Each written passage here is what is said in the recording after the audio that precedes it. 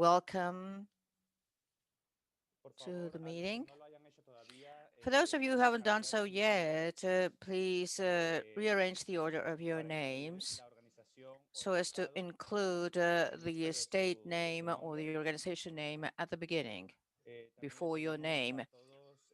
Then remember to keep your microphones muted, keep microphones off, so that the only person who is taking the floor can have it on.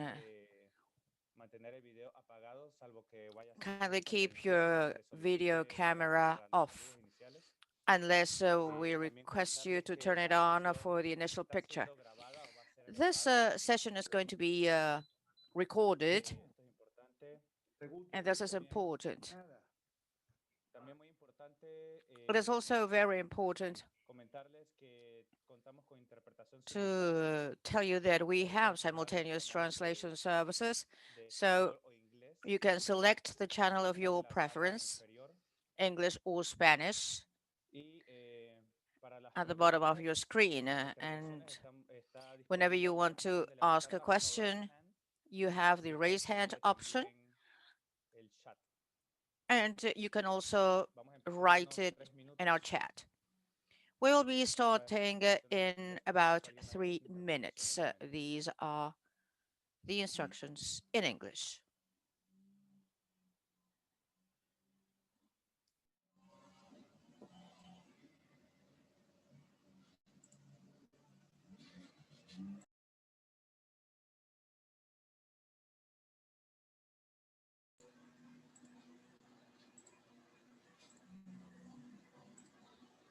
Good morning for those who just got in. Here are some instructions before the meeting began. First and most important, please select the audio channel. We have simultaneous interpretation. Most of the meeting will be in Spanish, so please select the channel of your convenience.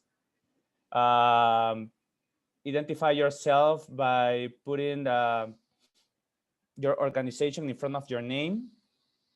Also, please, all microphones be on mute during the meeting unless you are going to speak. And we ask all participants to put the video off. Now I'm gonna switch to Spanish. Thank you.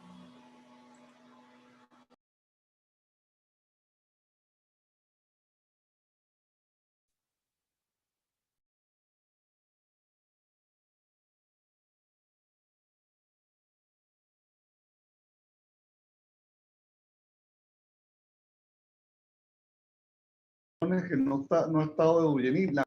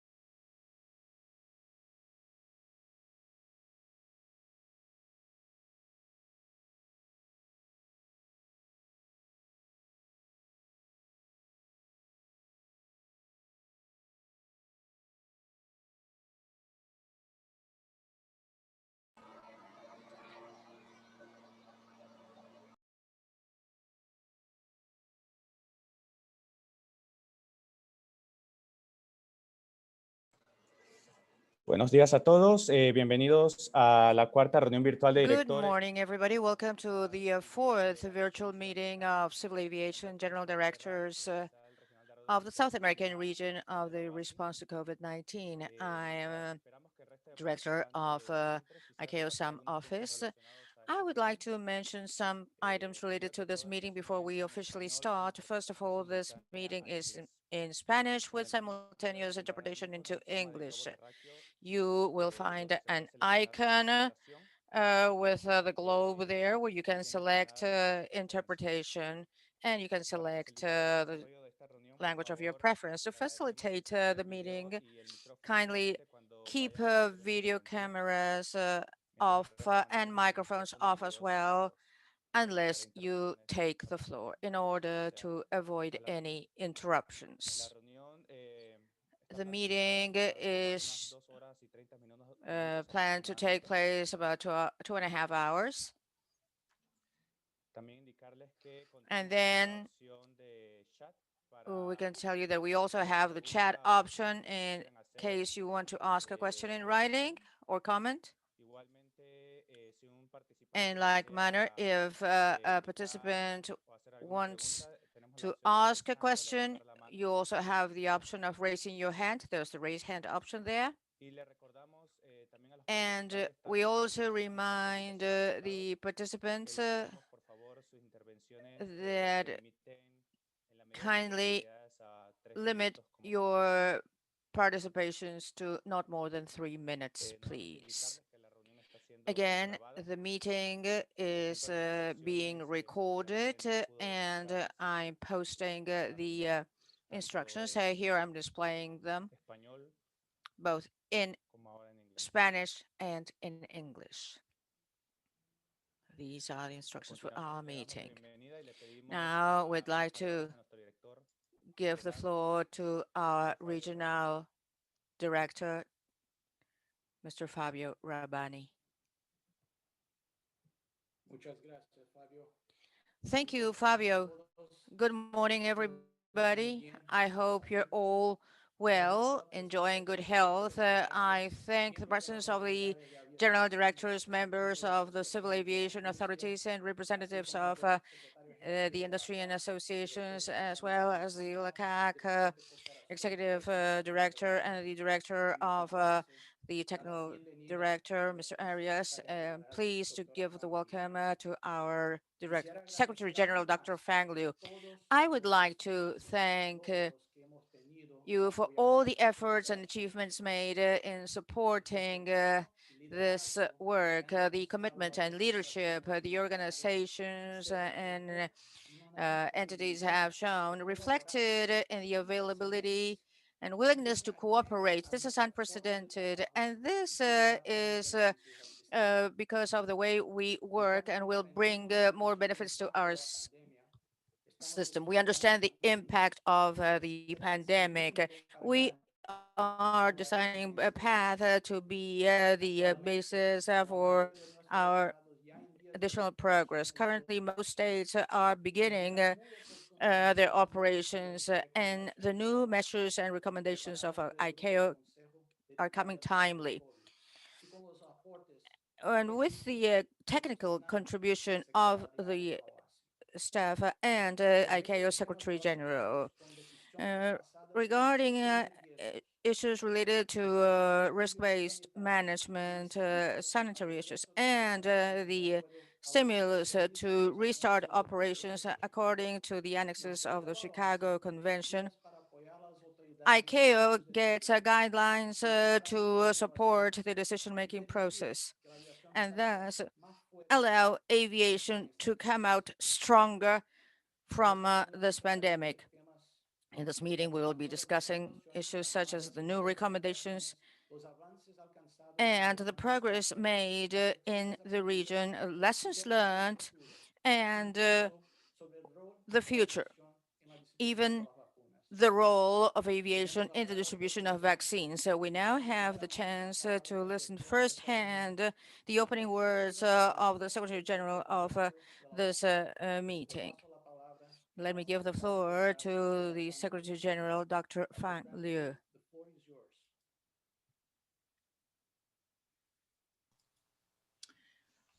Thank you, Fabio. Dear Director Generals of SAM region, dear colleagues, friends, good morning.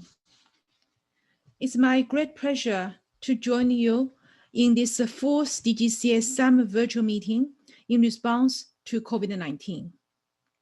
Please let me begin by expressing my appreciation to the ICAO South American Regional Office and to its Regional Director, Mr. Fabio Rabbani. I hope that you will have seen the statement the Council President and myself issued to commemorate International Civil Aviation Day on the 7th of December, and to draw attention to how innovation will be so critical to how we recover and sustain international civil aviation for future generations. This year, ICAO also arranged to have United Nations Secretary General Guterres deliver a strongly supportive message to the world about the importance of air transport, both with respect to countries' essential, immediate needs and to our collective objective to lift the world to recovery from COVID-19. As we are aware, COVID-19 pandemic is continuing to take a tremendous toll on global air connectivity and on the many countries and operators who make that connectivity possible. ICAO forecasters have noted that pandemic's financial effects are far more severe than any previous downturn in the international movement of people and goods. April's 90% drop in global passenger demand has leveled out to an unexpected 60% sector-wide downturn for 2020 as compared to the previous year, and some region is hovering very near to this global average in its current traffic indicators. The impacts this is posing on states and operators means that our collective ability to reconnect the world post essential air cargo and other operations in the meantime remains at a serious risk.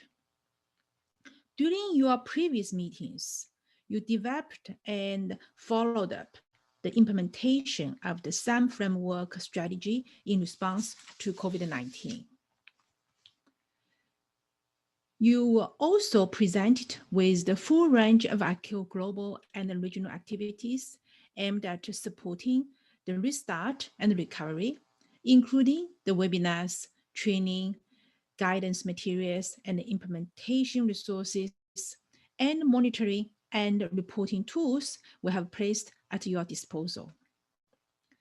As we reported on extensively in early November, CAT Phase 2 now includes new recommendations that the countries may consider incorporating the COVID-19 personal testing solutions being innovated globally as part of an overall risk management strategy.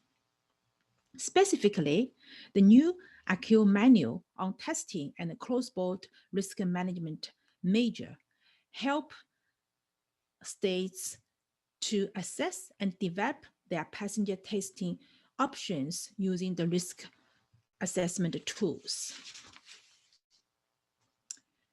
It's important to recall as we embark on Phase 2 that the ultimate speed and effectiveness of our sector's recovery is highly dependent on the measures we pursue together being compatible with safety and security requirements, proportionate to the improvement of public health, flexible where possible to encourage economic recovery, and safeguarded not to distort markets.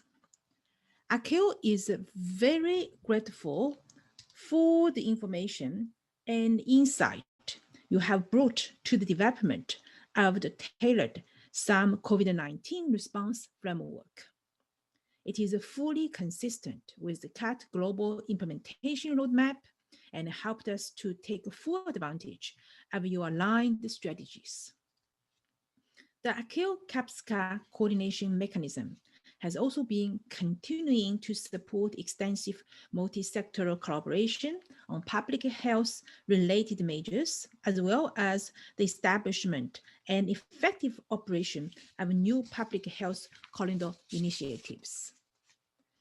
These corridors are proving successful in raising public confidence in air travel, and while these effects are still gradual, they are highly encouraged between specific SAM destinations.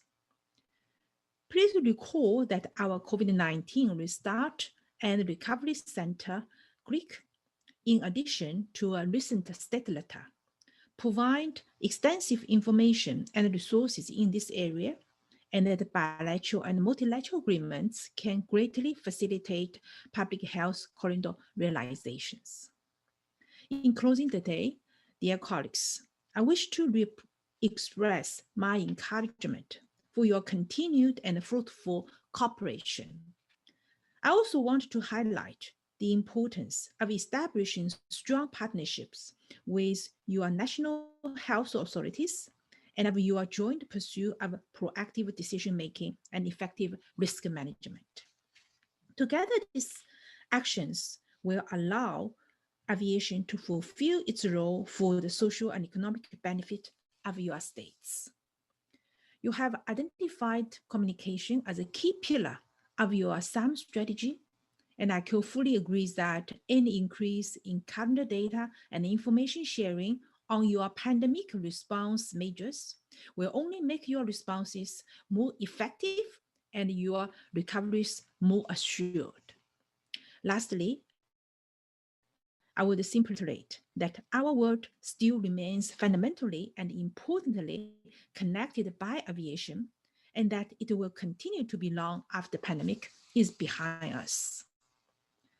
How quickly we recover relies strongly on communication and alignment governments can achieve on their CAT-driven responses to COVID-19 and on the effectiveness of intra-regional coordination at the DGCA level. ACIO has been proud to fulfill its important multilateral role during this challenging time, and we will continue to work hard to ensure a safe and harmonized COVID-19 recovery for global air transport. I must also ask, however, that you alert your governments regarding their timely financial remittances to ACIO, as some states are now in arrears, and our ability to provide the support which global air transport needs right now may soon be placed at risk. Thank you again, and I wish you all a very productive and engaging session. Thank you very much, Dr. Liu. Bien, hemos escuchado de nuestra secretaria general. So we've heard our Secretary General mentioning important issues, even the impact we've seen as a result of this crisis. So we need to adopt some measures so that it may not leave permanent marks on our sector. She also highlighted the importance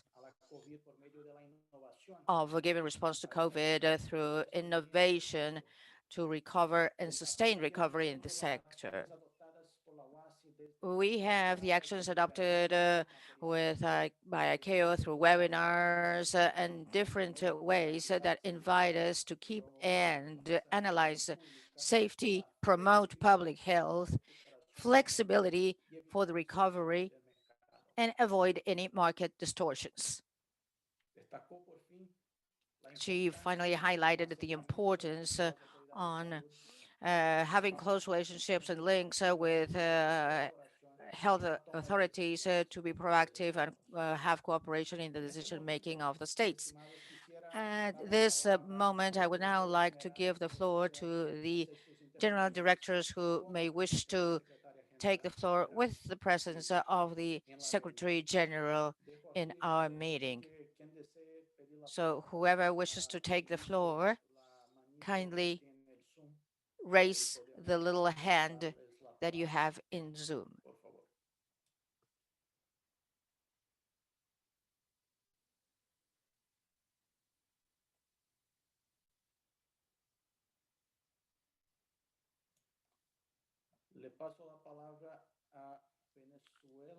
I'm giving the floor to Venezuela, I think it is. And then, yes, Venezuela. General Teixeira.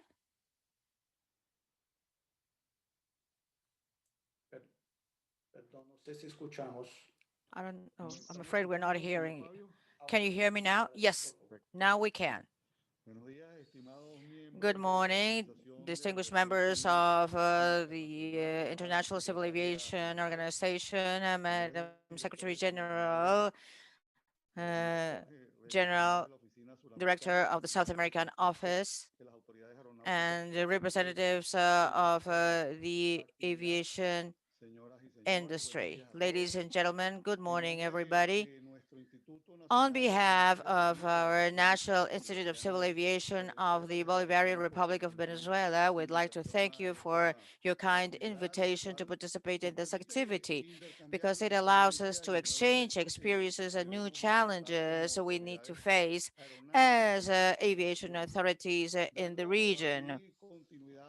And in this way, continuing the work we've been carrying out with our experts, following the recommendations of the special team for the recovery of aviation in its first and second phases, as well as with what has been established by the communication channels and the new measures promoting the recovery of air operations in a safe and orderly and protected manner, as well as an efficient manner.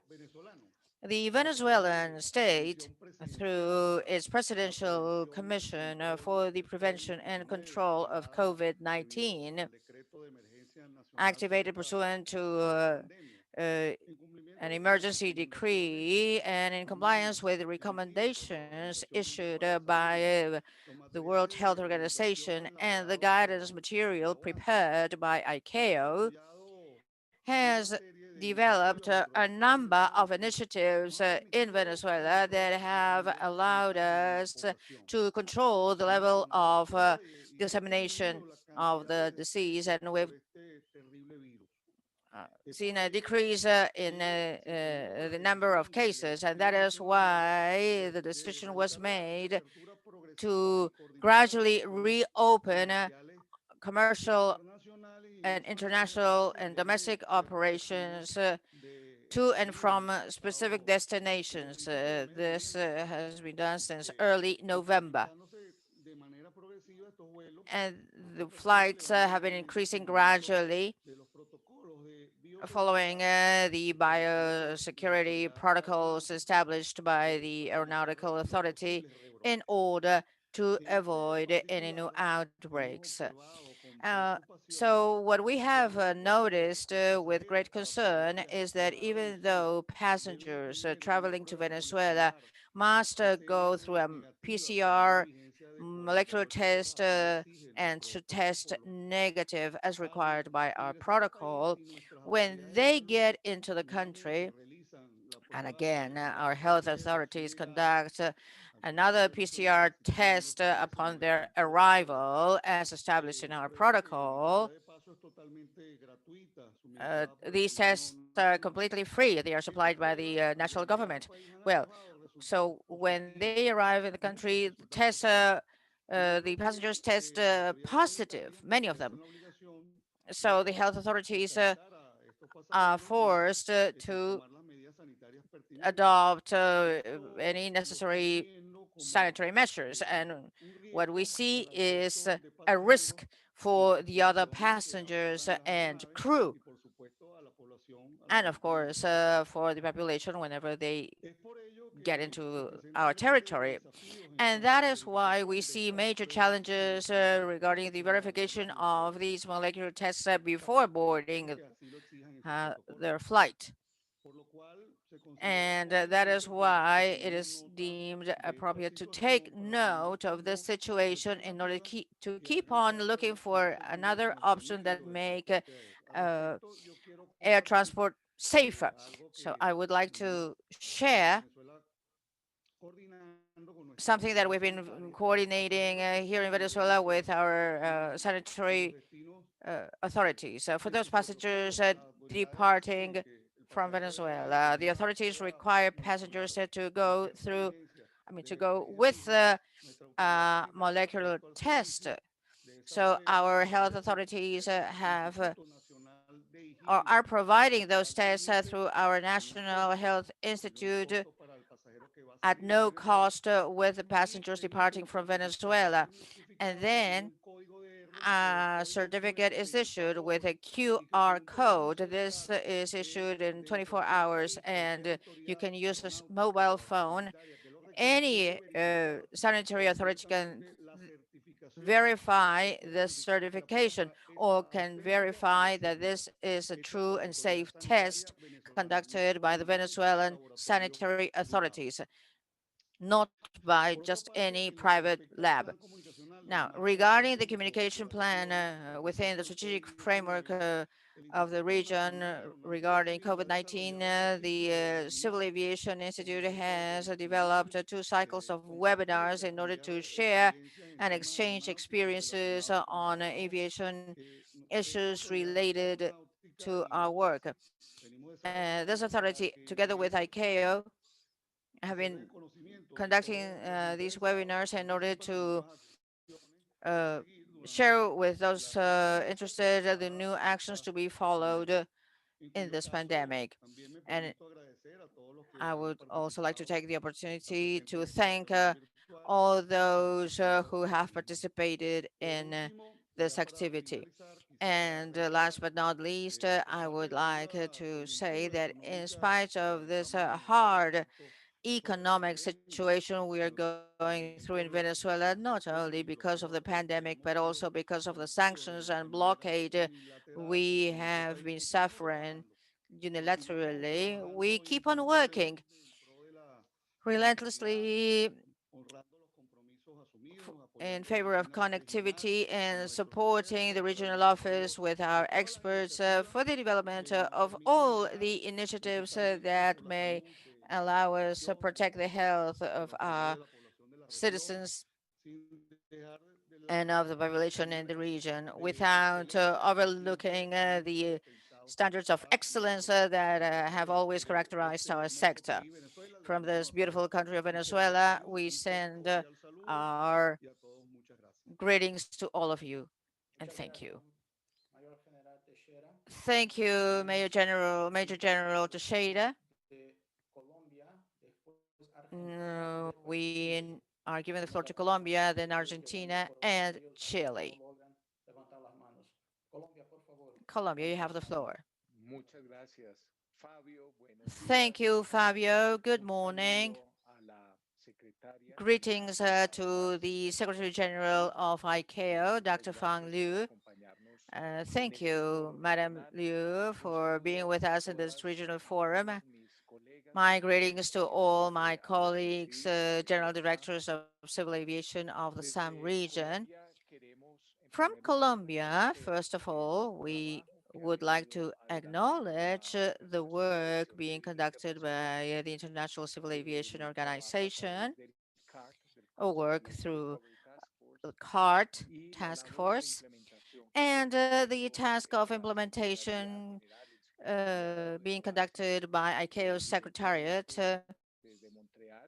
directly from Montreal and additionally from the regional offices. There has been a great leadership and valuable contributions from the organization in the midst of this crisis. In Colombia, we would like to take the opportunity of the presence of the Secretary General to point out that this unprecedented crisis gives us the challenge to review and revisit the strategic objectives of the organization. At this point, the organization wants transport to be done uh, safely and securely and in an orderly and efficient manner and environmentally sustainable. So the organization has been focused for many decades on uh, technical issues like safety, security, environment, the efficiency of our navigation services. In Colombia, we think that the unprecedented crisis aviation is going through gives us the need to reestablish the objective related to the economic development in the midst of this juncture. All the member states are wondering how we are going to be, uh, what are we going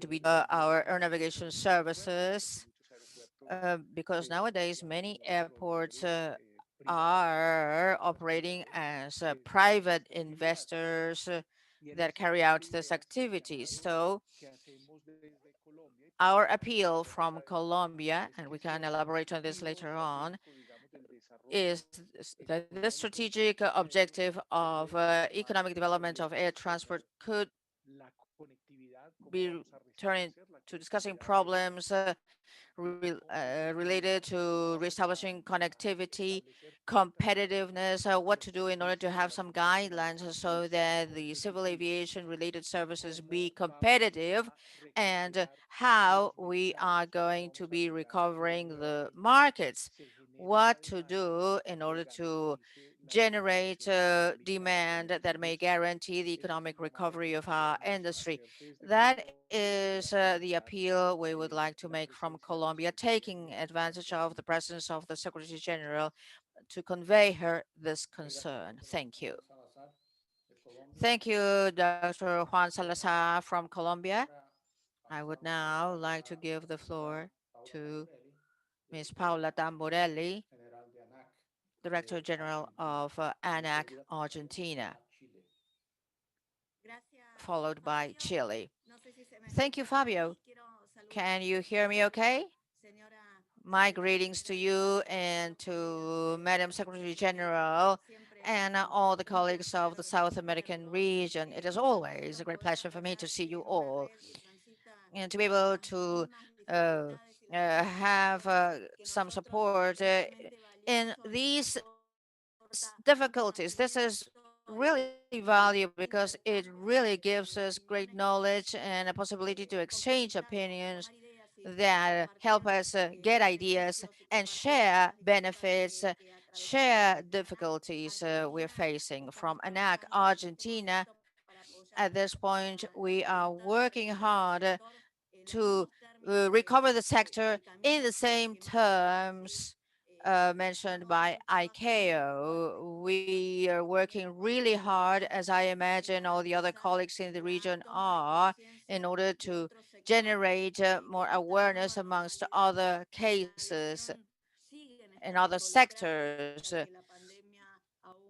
because we should remember that pandemic still continues in a different way, but it still continues with the intervention of sanitary actors. So we need to generate awareness amongst these other actors so that they may take into account the needs aviation has. So I share with you, Fabio, we need to recover and sustain air transport at this point because it is urgent.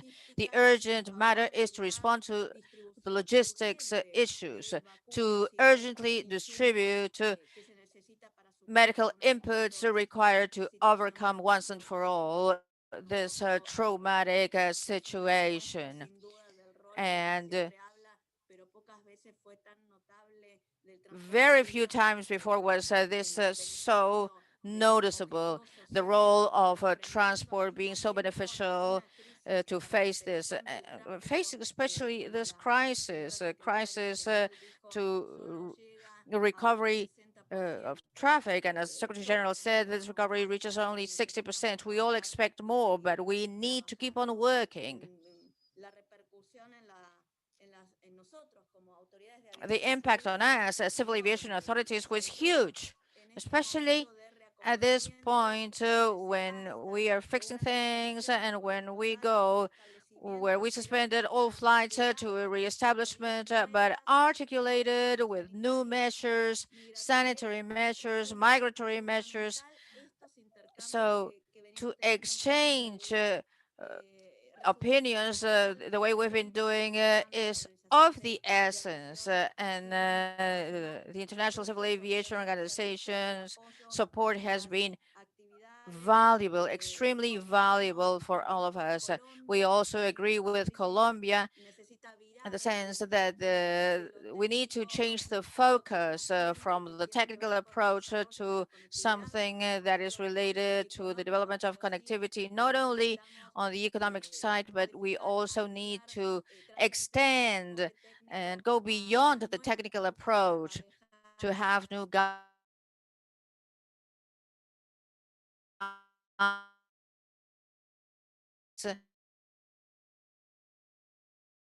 order to this new situation. Thank you, Fabio, for your constant support.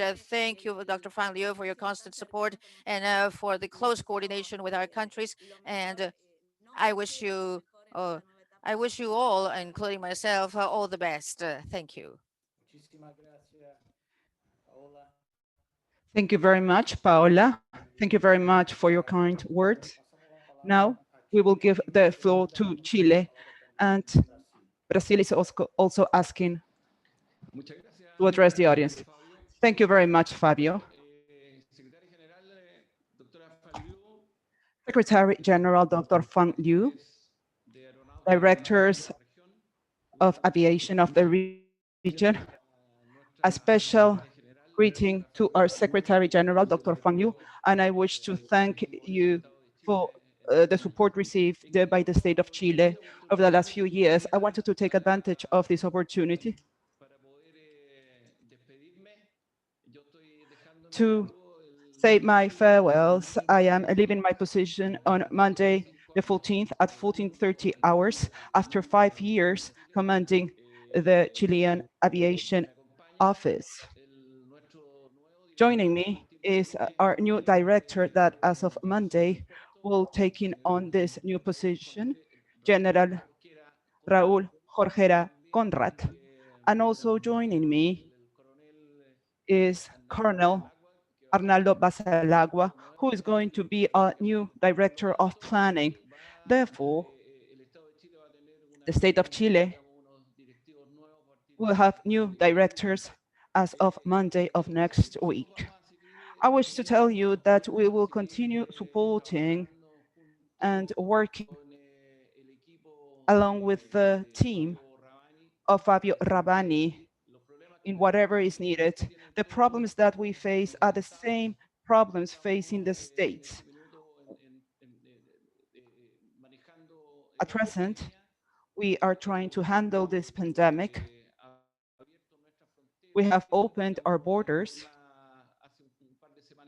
a couple of weeks ago. We are now analyzing the consequences of opening our borders, and we are working closely with the industry at all times, because this is the way of working hand in hand with the industry and following the guidelines indicated by Mr. Fabio Rabani as head of the SAM regional office, and also any guidance and guidelines coming from HQ, ICAO's HQ office. But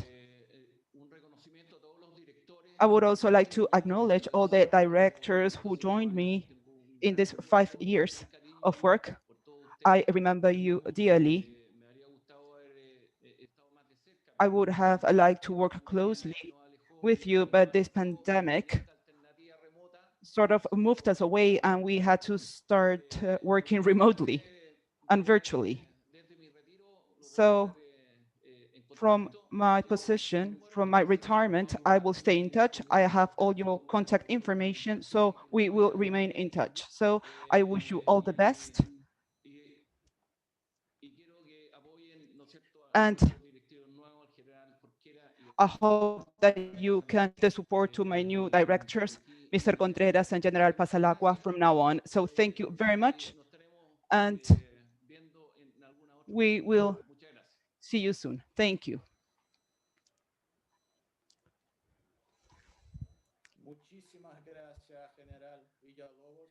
Thank you very much, General Villalobos. So now I would like to express our sincere acknowledgement and recognition for all those years of cooperation and friendship. Muchas, muchas felicidades y cuenta con nosotros. I wish you all the best, Mr. General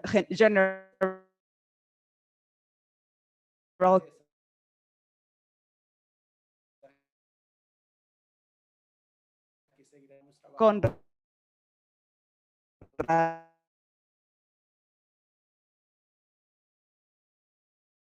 Welcome, and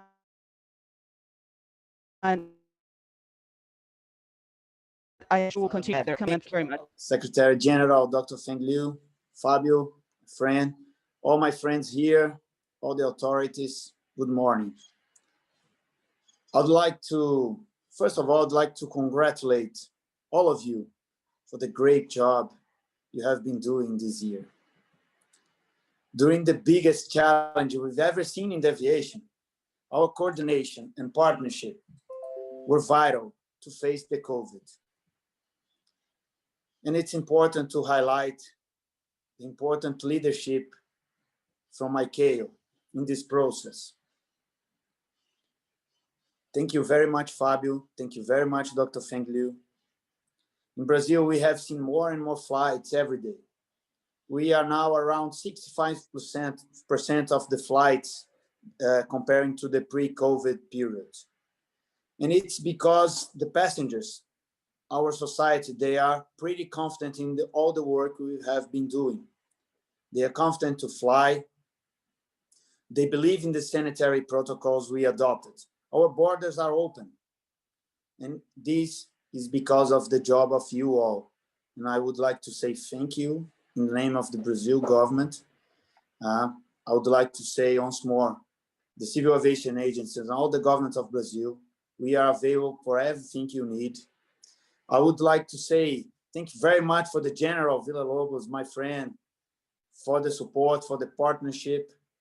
I would like to say, please, when you come to Brazil, visit us. It's going to be a pleasure.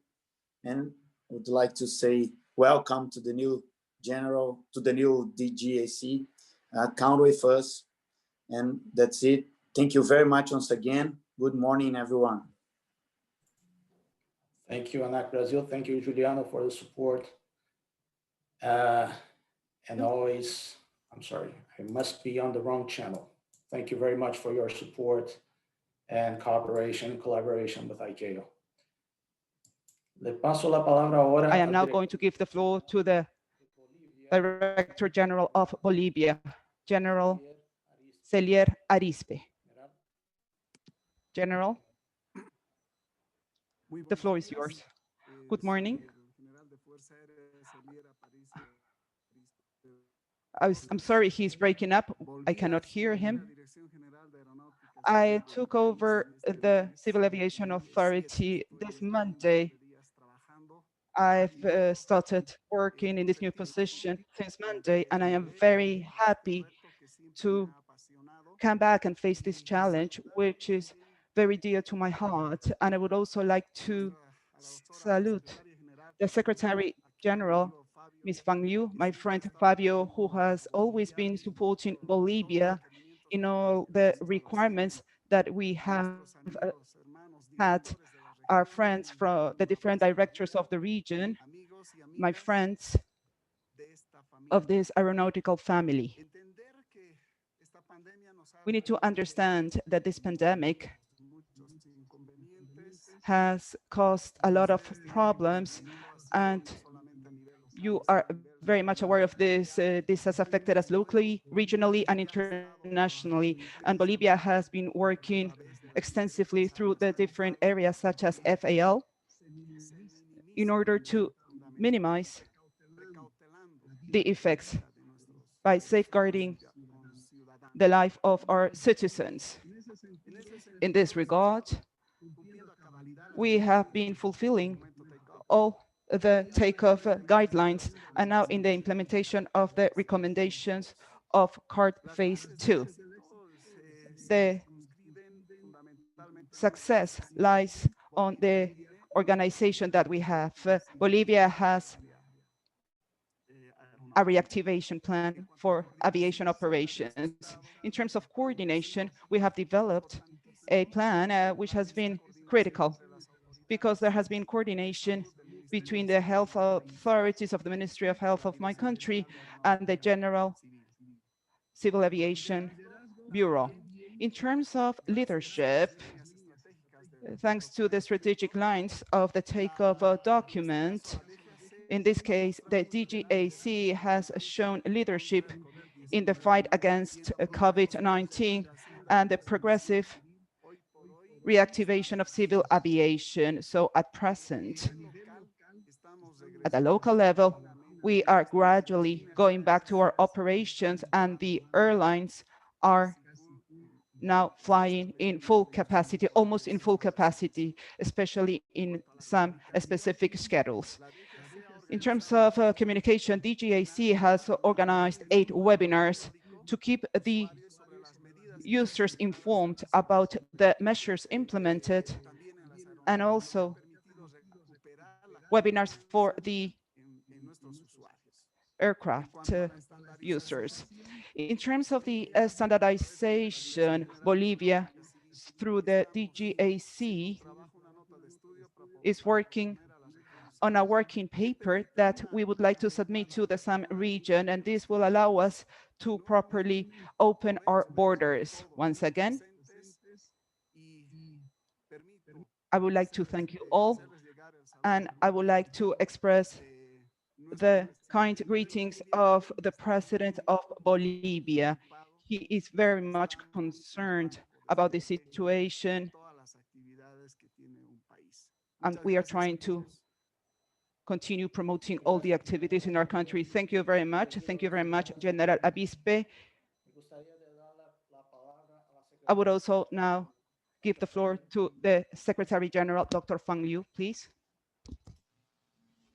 Thank you, Fabio, and thank you for all the Director Generals, your comments and your concerns, and also your support to ICAO. And in particular, I very much encouraged and also appreciated your engagement with ICAO and support with ICAO and to work together to address this unprecedented crisis.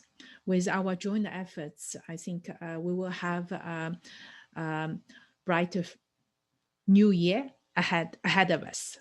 And also taking this opportunity, I would like to also send my thanks to the outgoing Chile Director General, General Victor Villalobos, for his strong support and also cooperation and collaboration with ICAO in the past 5 years. And also I welcome the new DG of Chile, and I would assure that we will provide our full support to his job. And also, since probably this is the last virtual meeting of the SAM DGCA meeting I'm attending, I would like to take this opportunity to thank all of you for all your support in the past year, and in particular, this year's unprecedented crisis, and for all your support to our regional office. And also, since this holiday season is coming, I would like to wish you all a very happy holiday season, and also my best wishes for the new year. Muchísimas gracias, doctora Fang Liu. Thank you very much, Dr. Fang Liu. Before giving the floor to the director of Guyana, I would like to kindly ask you if you can turn on your camera so we can take a picture. Dr. Fang Liu, I hope this is not the last time. Hopefully we will have another opportunity shortly to meet with you again.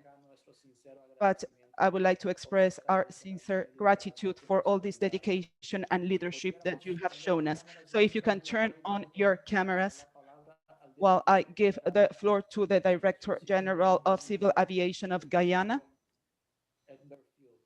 Edmer Field, please. Oh, good morning, Dr. Fang Yu, directors of ICAO, colleagues, greetings to you from Guyana. The COVID situation has been very devastating, not only for the global aviation, but also for the aviation in Guyana. Our domestic operation, which fared very well, because Guyana, being a country without that road network, we depend a lot on the aviation industry, the domestic operators, to carry our goods and the services and the passengers to the outlying districts from the city. In order to accommodate that and not to stifle the movement, Guyana embarked on some strict measures, which included even reducing the capacity of passengers in an aircraft down to 50% in order to facilitate the movement. With our international traffic, we fared very, very badly. We lost 95% of our international traffic, and this included overflights from which the authority gets its revenue, and also destination flights into Georgetown, from which we get our landing fees, etc. So the Civil Aviation Authority was badly damaged and injured. We, however, decided to implement very, very strong measures, and thanks to ICAO and the guidance which we got from the SAM region, we were able to reopen our airports, our two international airports, on October the 12th. We implemented very strict measures in terms of PCRs. Passengers are only allowed to board a flight coming to Guyana holding a negative PCR test. If it's done, that test was done within 3 days of arrival, then they don't do a test on arrival. If the test was done 4 to 7 days before the departure of the flight from the destination, then the passenger is compelled to do a test when they come to Guyana on arrival. That has proven very successful for us, and we have seen our growth or the amount of flights increase over the past 2 months. We are now at about 55% of our international traffic coming in, and our domestic traffic flying within has risen to approximately 95%. Now, this is fairly balanced with the strong measures we have put in place, because you can't have this kind of increase of flights if you want to curb the spread of the virus. There must be strong measures put in place, and that is what Guyana has done. So at this stage, I'd like to say thanks a lot to all the support the SAM region, Fabio and his team has been given to us. thanks for what ICAO office out in Montreal has been putting out on their website, and that has guided us tremendously. To all my colleagues, I want to say a Merry Christmas to each and every one of you. And I pray that you stay safe and protected against this devastating virus called the COVID coronavirus. Thank you.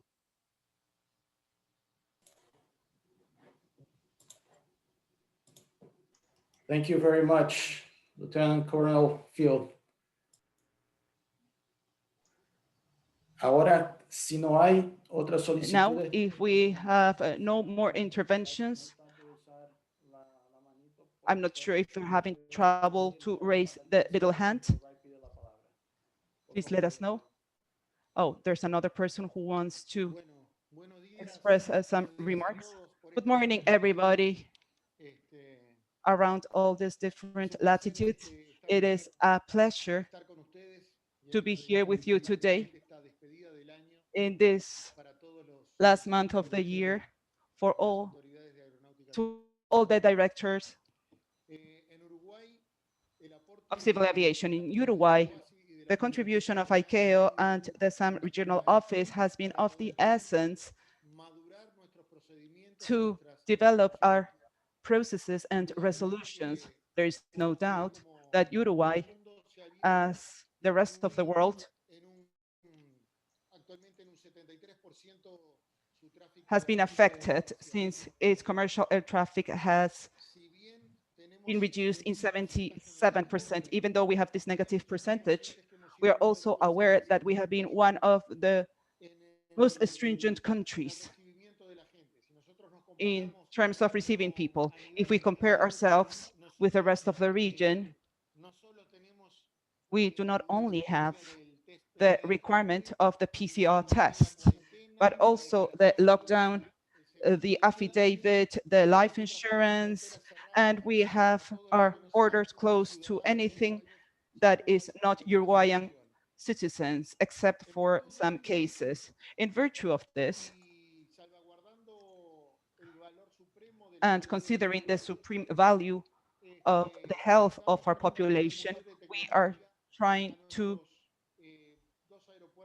provide our two international airports with the best technology possible.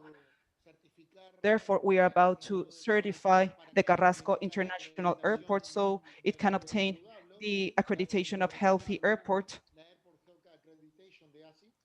the ACI Healthy Airport accreditation. And also, we want to install a laboratory at the airport, and also the installation of future installation once we have the vaccine, the installation of a vaccination center at the airport itself. We are also taking additional measures because this is going to happen in the near future. We're still working in this process, this requirement of the vaccine. And hopefully in 2021, hopefully 2021 will be a year of recovery. This is what we all wish for.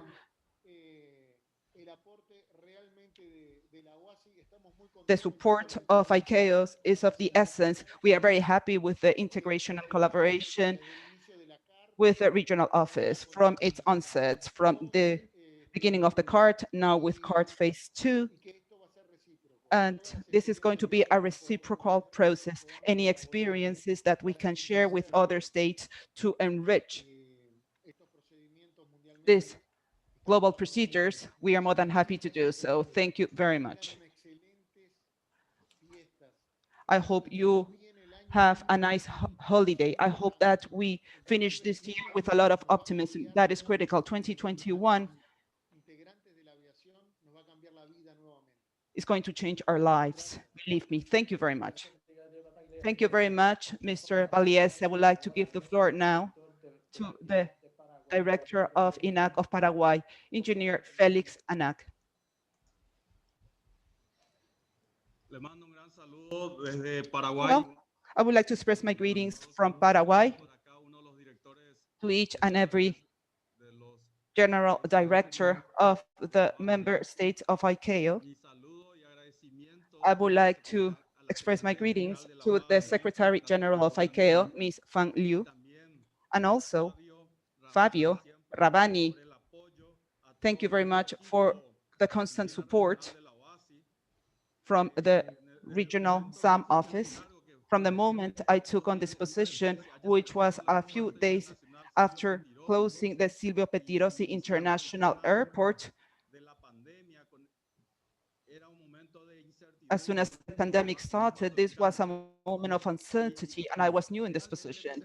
So I felt always supported by the regional office of ICAO.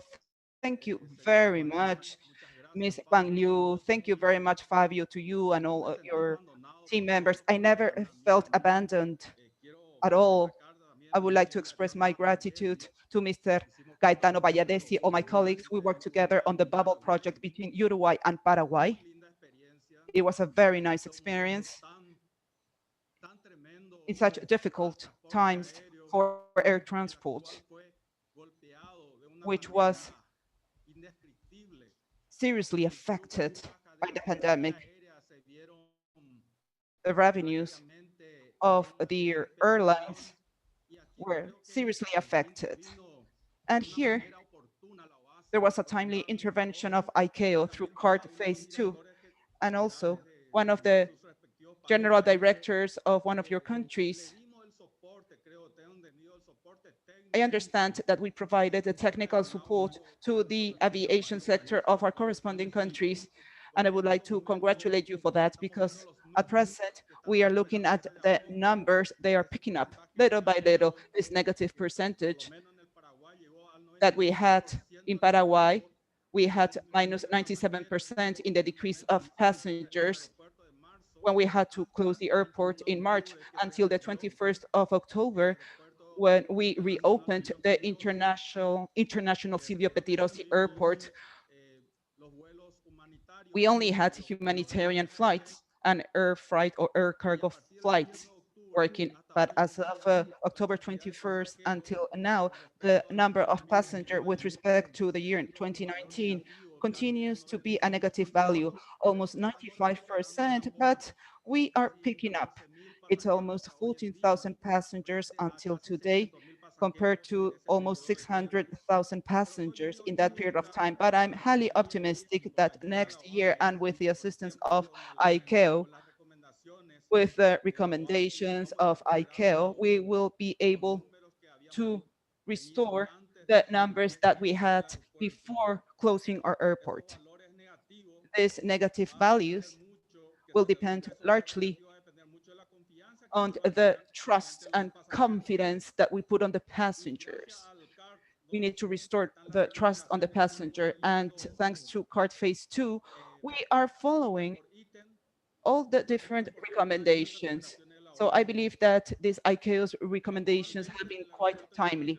Currently, at our international airport, we have a COVID testing laboratory, a PCR testing laboratory for those passengers who are going to take on a flight. Additionally, we would like to ask the government to agree on and to standardize the health restrictions by sharing this information with the health authorities of your corresponding country, so we can encourage and raise this to positive levels in air transport. And this will depend largely on the aviation authorities of our country, so we can go back to those numbers that we had before the pandemic. Those health restrictions, as indicated by my colleague from Uruguay, Mr. Batagliesi, each and every state has to safeguard the health of its country, but we know that air transport is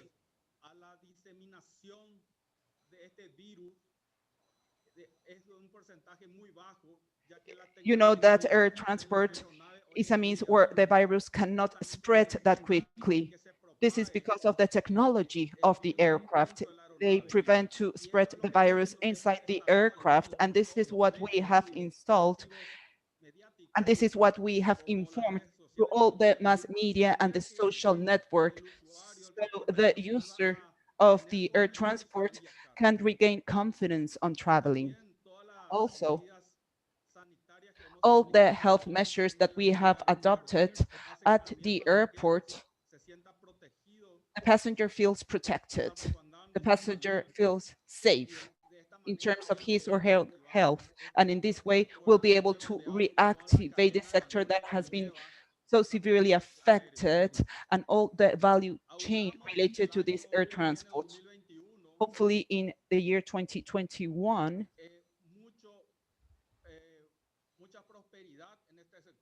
we will be much more successful in this sector, because I am confident that we are already coexisting with this COVID virus and the world with its intelligence. We have several scientists that have tried to overcome very difficult situations in humankind, and I'm sure that they have found the right solution. And I'm highly optimistic that we will find a way out of this, either through the vaccine or through the measures that we are implementing as recommended by the World Health Organization. So I wish you all the best for the year 2021. I also wish you many successes in the future work done. To Ms. Wang Liu,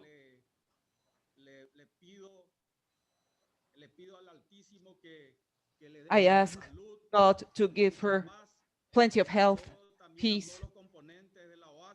To all the members of ICAO, I wish you all the best for the year 2021, and we will face the year 2021 in a more optimistic manner, so the air transport sector can go back to the positive values that we have before the pandemic. So I wish you all Merry Christmas and a Happy New Year. Thank you.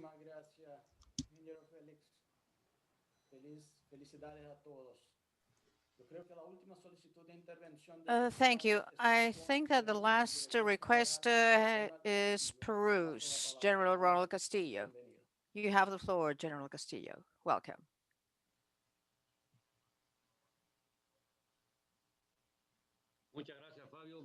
Thank you, Fabio. Thank you all. Good morning, Madam Secretary General. Good morning, distinguished colleagues and friends.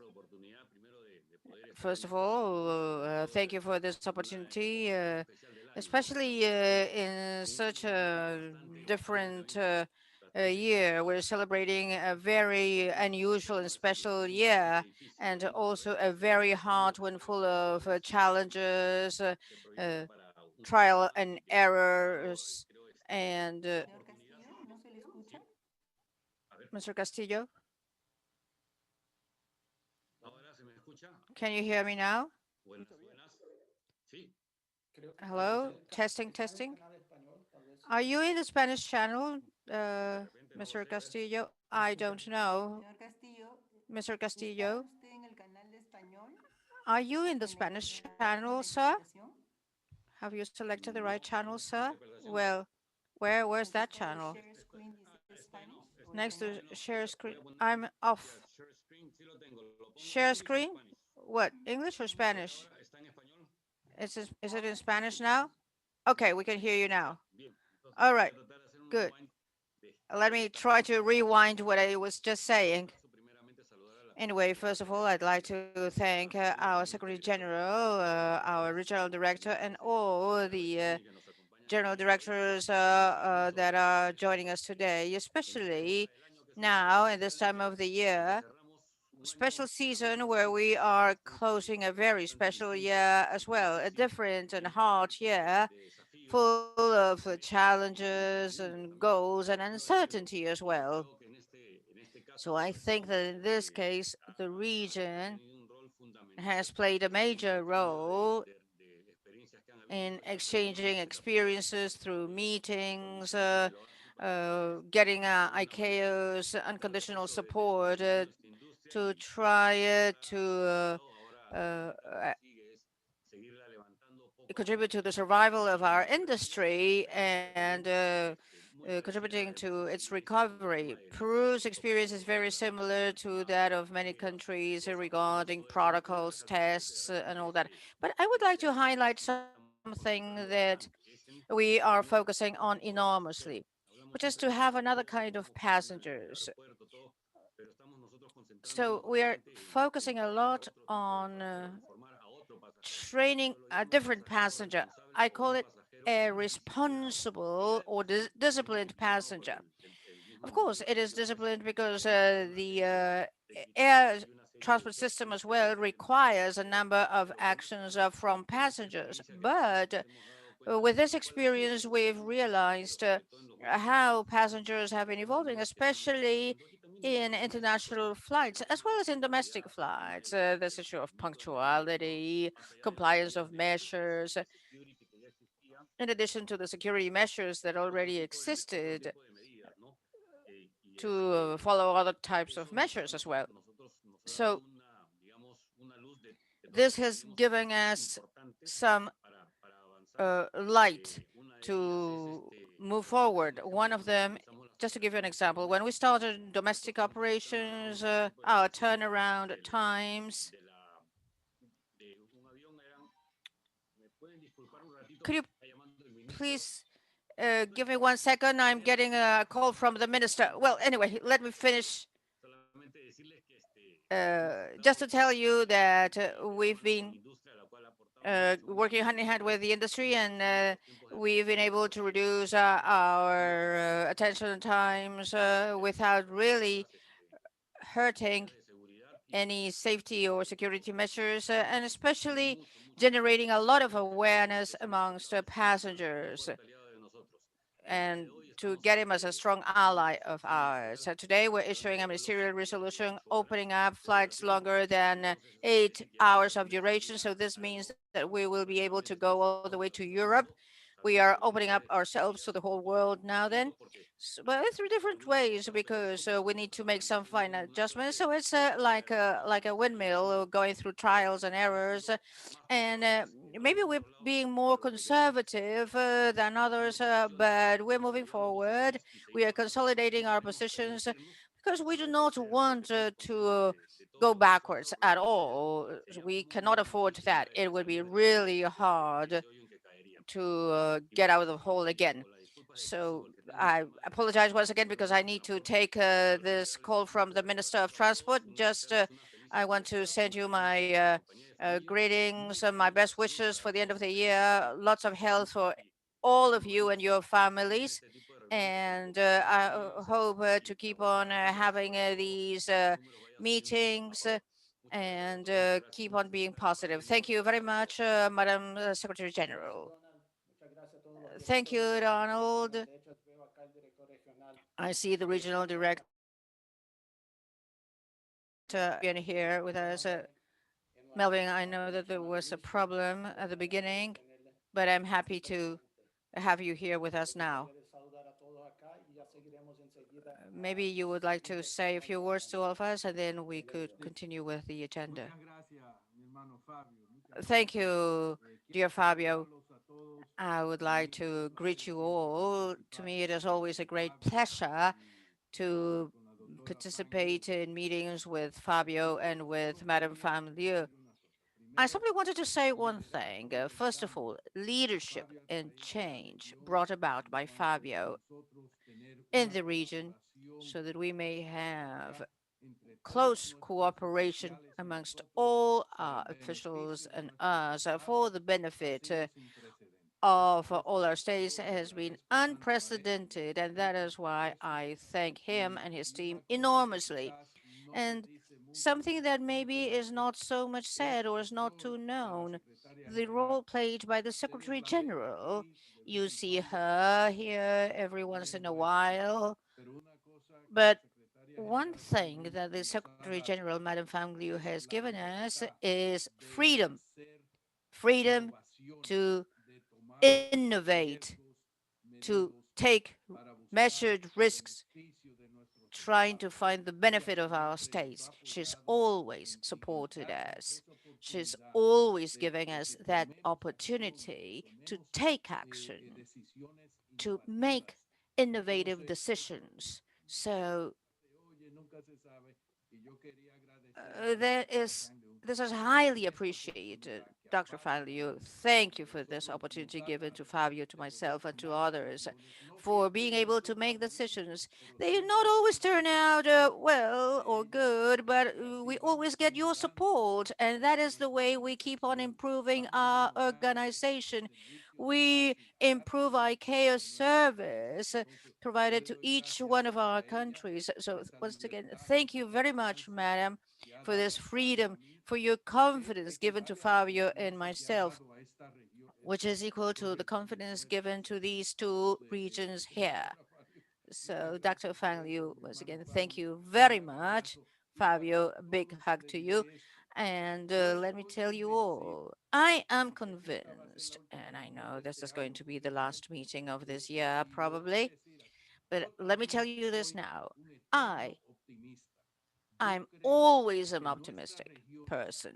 I feel that currently our region is in the best position to take advantage of this new restart, of this new sustainability of the efforts being made in order to bring back the level of tourism, business, the level of aviation that existed before. I think that our region is in one of the best positions for easy travel. It's not too far. It's not too complicated traveling within our region. So I think that we should receive this new year full of optimism, because with what we are doing and with the leadership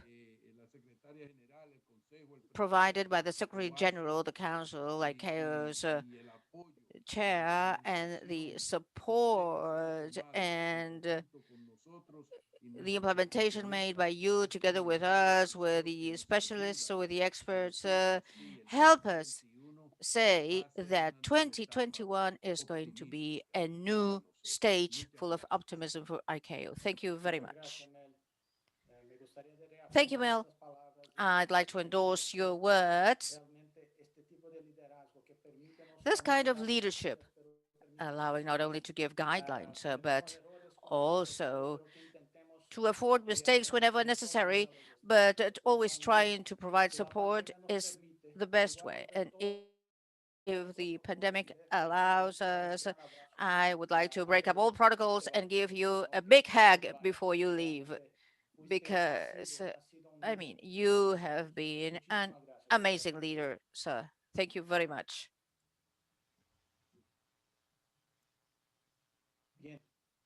Very well then.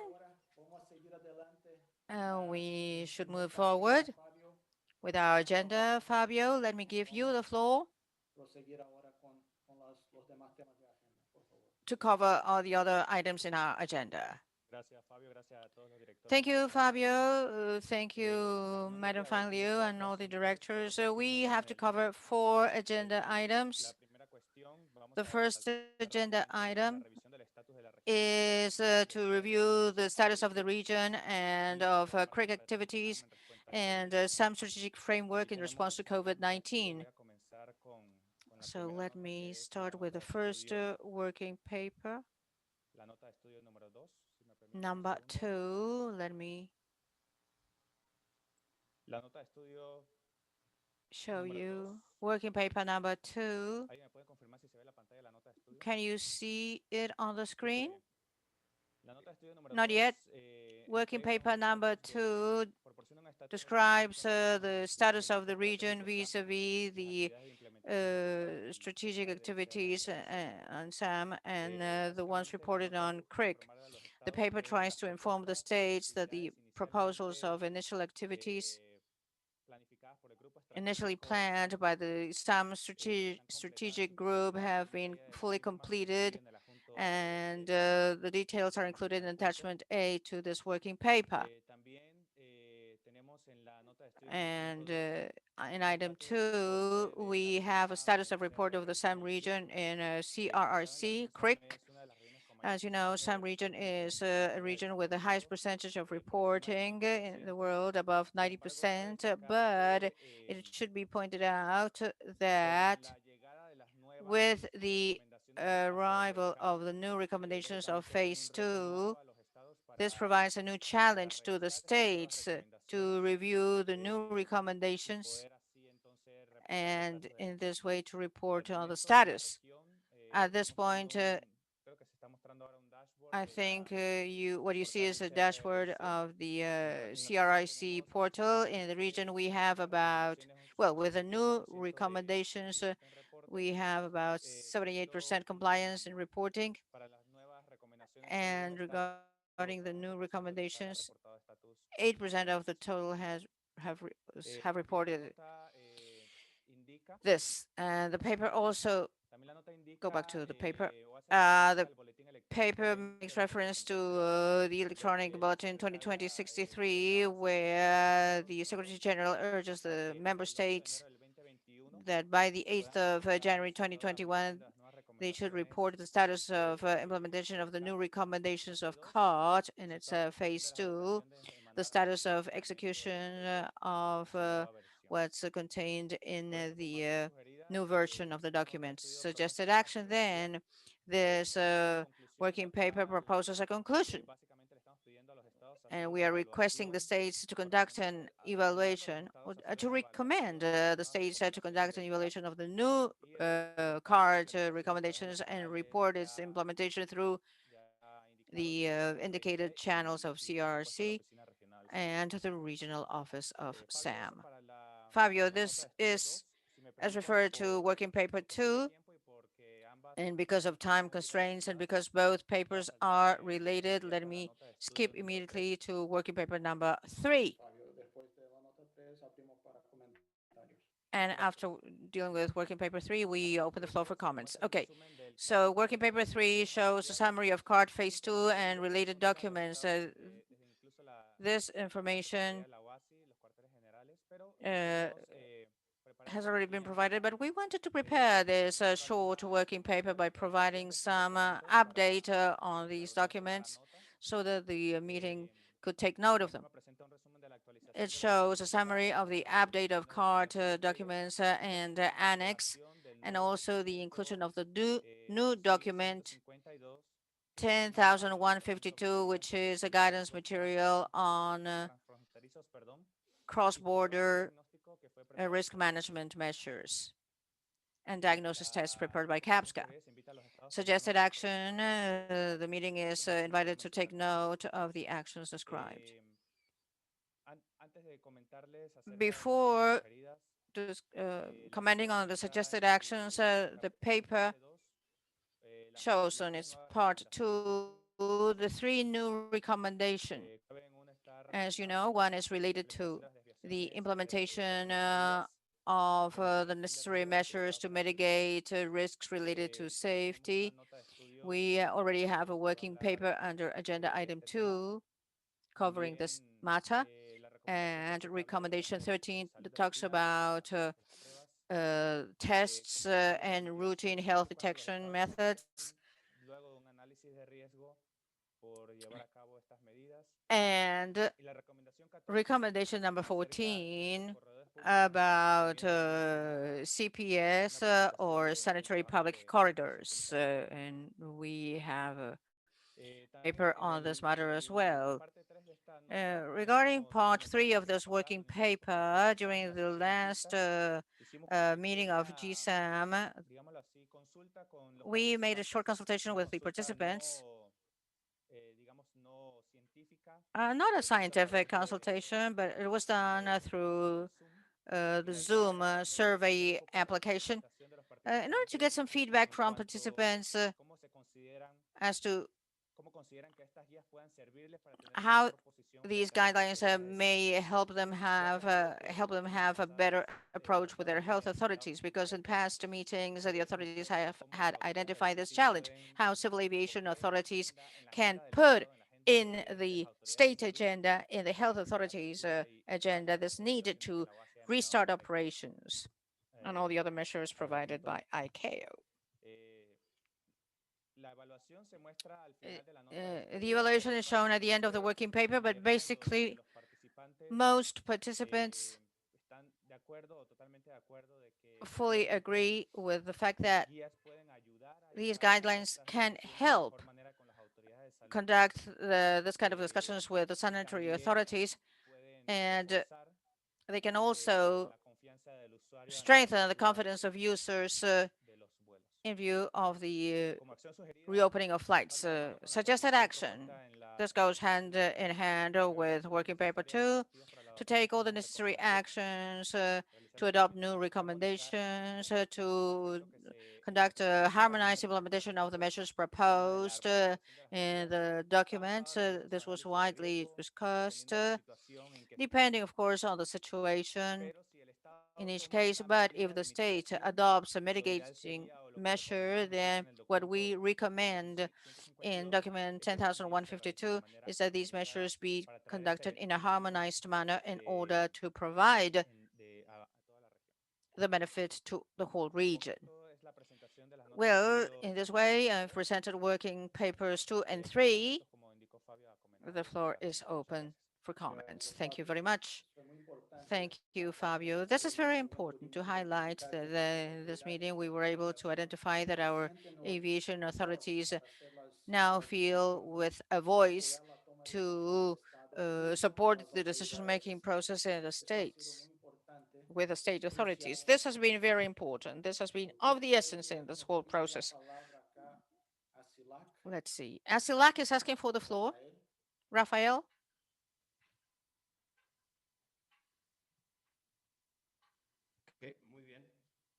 Okay, good. Thank you very much, Fabio. My greetings to all. I simply wanted to share with you some items resulting from the meeting held by ASILAC some days ago, actually on the 4th of December, in Punta Cana, the Dominican Republic, where we held our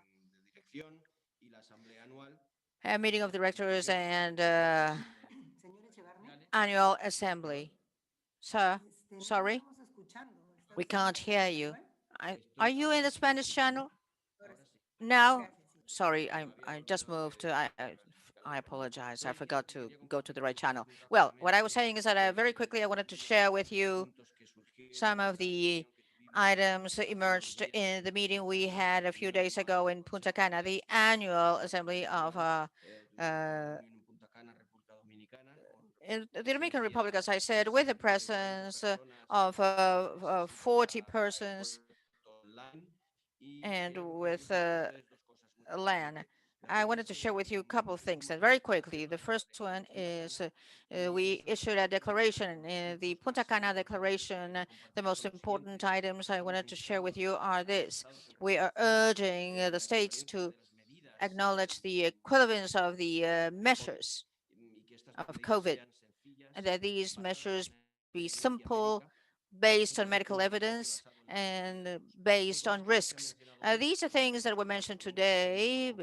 We officially did so through that declaration. We think that measure is extremely urgent. We also request the elimination of quarantines, adopt measures to facilitate economic balance, because airports are going through really bad times, as we all know, and also to allow the introduction of technologies to expedite processes so that processes be also safer from the sanitary viewpoint. This is something that some participants mentioned today, some general directors. And finally, Fabio, this is something that I wanted to highlight. The Airport Health Accreditation Program, I think the Uruguay's Director General mentioned it. That's what we're working on now for the Carrasco Airport in Montevideo. And there's one important thing, Fabio, that at this point, Latin America and the Caribbean have more people accredited under the program more than any other region in the world. And shortly we will have about 100 airports. This is good news for the region. We should congratulate ourselves that this is the region in the world with the largest number of accredited airports. And some countries that have taken the floor and which have not been accredited before come to us because we have very interesting programs at very, very little cost for your state. And this is all, Fabio. Thank you again for this opportunity. Thank you, Rafael. Very important to learn about this ISILAC declaration, urging to have a technical approach. And the checklist of the accreditation model presented by ISILAC has been prepared by ICAO in this process of alignment in CART. Well, if there are no further requests, we can move on to the next item in our agenda. Yes, Fabio. Thank you very much. Let me give the floor then to Valdo Narvaez, who will present information paper 3, and then we will go to working paper 8.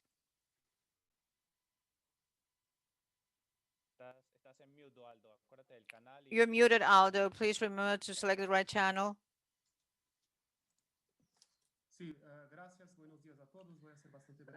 Thank you. I will be very brief. We prepared information paper on the evaluation of traffic until November. The idea is not to talk about the drop in traffic, but on the actions to recover our levels. So these are three main items. Growth of traffic since April. Of course, there's still a lot to be done, but from the very beginning until now, we've grown fivefold since April. And then the growth rate, well, in the recent months, the growth rate has been increasing. It's higher than in the past. So this shows the response from the states in the region, and then some estimates for the future, especially regarding continuity of the growth rate in traffic.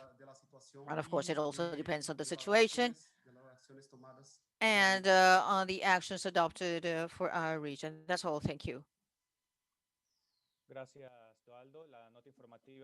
Thank you, Dualdo. Information paper is available on the website, as you know. Now, I would like to give the floor to Colombia to present working paper 8, recovery of markets, competitivity, and the strategic framework to face COVID-19. Director General Salazar.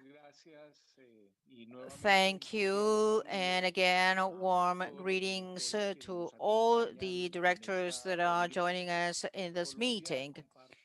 Colombia shares the working paper on the recovery of markets and planning competitiveness and recovery of markets as major tasks we should all be focused on. Allow me to share very quickly this information with you. Give me 1 second, please. Okay. Oh, well, basically, the working paper proposes these pillars regarding the strategies to be implemented by the states vis-a-vis COVID-19. So in this regard, Colombia has been working on its aeronautical strategic plan, and we did some work with the support of the regional office to review the progress made in this strategic plan and adjust it to the new realities posed by COVID-19. So in this order of ideas, we've proposed discussion of the impact of COVID-19 on Colombian aviation sector. As you can see here, This is the performance of air traffic from November to October 2020 as compared to November 2018 to October 2019. So this is actually a dramatic drop, which for us accounts for 57% of the market as compared to previous years. So in this way, we start a recovery process, recovery of markets, recovery of air connectivity, and we saw the need to have an integrated plan with the participation of different authorities so as to know how to generate confidence in air transport. Excuse me. I am sorry. I think that some people cannot see the presentation. Is there a problem? Compartir pantalla, ¿verdad? Ya.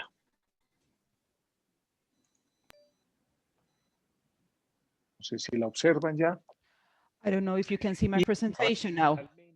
Adicionalmente, en Colombia se han tomado Additionally, in Colombia, we have taken measures to reduce taxes and to generate other type of incentives for air navigation service providers.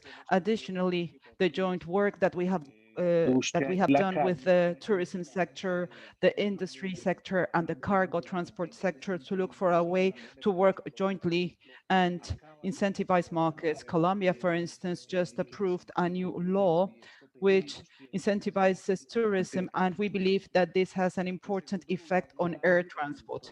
Secondly, the process of reactivation of connectivity. In Colombia, we have done this through a number of phases. We began with what we call pilot routes, and on the 1st of September, we began with the first 16 main airports, 37 domestic routes, the 37 main domestic routes. But 3 weeks after, we began with 46 airports, 88 domestic routes in 44 different destinations, and 35 international routes. Now, we are currently in the phase 3 of reactivation of air connectivity. And in this regard, in Colombia, we have been working on how to implement air and commercial policy, and aviation and commercial policy that will allow us to diversify the largest number of routes from one point to the other, and how to engage the tourism sector providers of the different regions to enhance air connectivity. We also analyzed the cost structure of the air service providers in Colombia, in particular for a jet route. And from there on, we were able to draw some conclusions in terms of competitiveness of this particular sector. How can we strengthen this competitiveness policy for the air cargo services? This is a particular element we need to work on in terms of the challenge facing the distribution of vaccines and the economic recovery and the economic integration of our country. We would also like to work with the airports in topics related to facilitation, efficiency, and flexibility, especially in terms of the future concession contracts, and finally to adopt streamlined and automated financial and administrative processes. Yes, yes, we can hear him. Yes, I can hear him. Perhaps you are in the wrong channel, but we can hear him. Finally, to conclude, we would like to go back to the element that we indicated at the beginning of this meeting of general directors. How are we as ICAO from this regional fora with the different directors of civil aviation, how is it that we are going to incorporate into the task forces and the strategic objectives? How are we going to incorporate the issue of the market recovery, improving connectivity in our region, and the competitiveness as an axis of the strategic plans to tackle the crisis brought about by COVID-19 and the post-pandemic situation. Thank you very much. Thank you very much, Director. I would like to tell you that I have witnessed the type of work that they have done in Colombia. This has not just been the preparation of a document, but rather a participatory process. And we have supported them very closely because this is a process where we listen to them, we evaluate, and we maintain the relevant planning over time. Thank you very much for this type of approach because it helps us to learn more about this and to apply the best practices that have been set forth in Colombia. And these topics are topics that sometimes we do not address, but they are critical and essential and need to be discussed among us. How to work on the recovery of the market, the actions we can adopt to raise competitiveness. And at the end of the day, we are looking for better connectivity and better services to the people of our region. I don't know if there are any comments from any states, from any participant.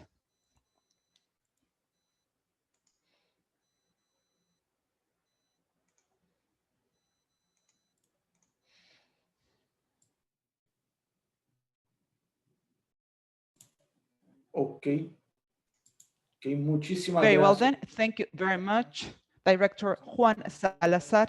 We're taking note of your presentation and hopefully our fora will consider these topics in a more significant manner. Fabio?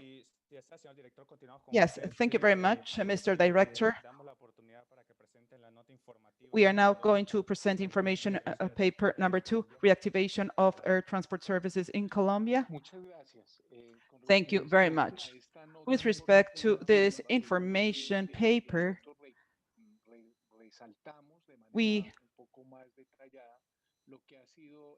underscore the process of reactivation of air transport in our country across the different phases. And in this line of thought, we provide more details of each of the phases. I don't know if you can see my screen.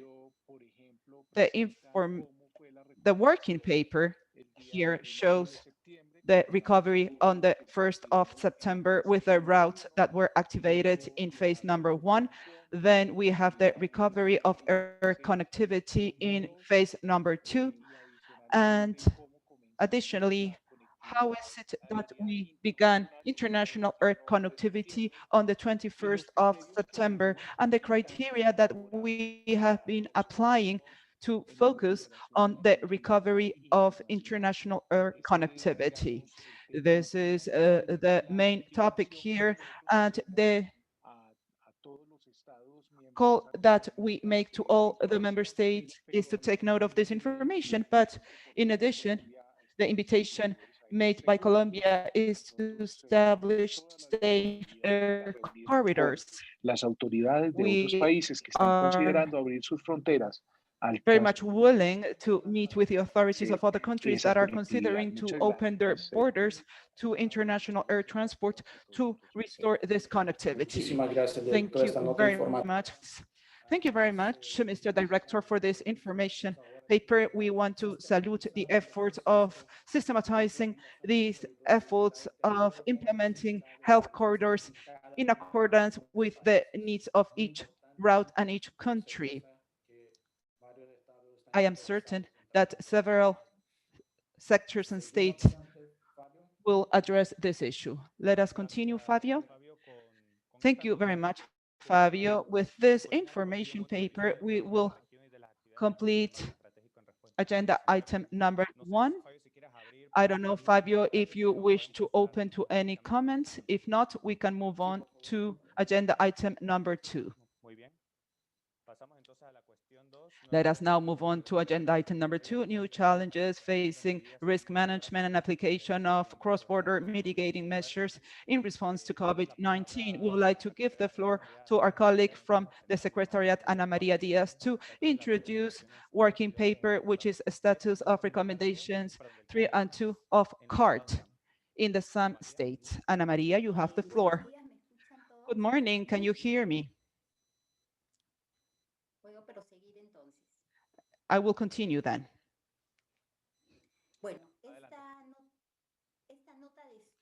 This working paper has the goal of presenting the status of the implementation of recommendations 3 and 12 in the CART in some states regarding the elaboration of safety measures and establishment of the necessary measures to mitigate the safety risks associated with the extensions granted to the requirements shown in annexes during the COVID-19 pandemic. As a way of background, when we began closing the borders,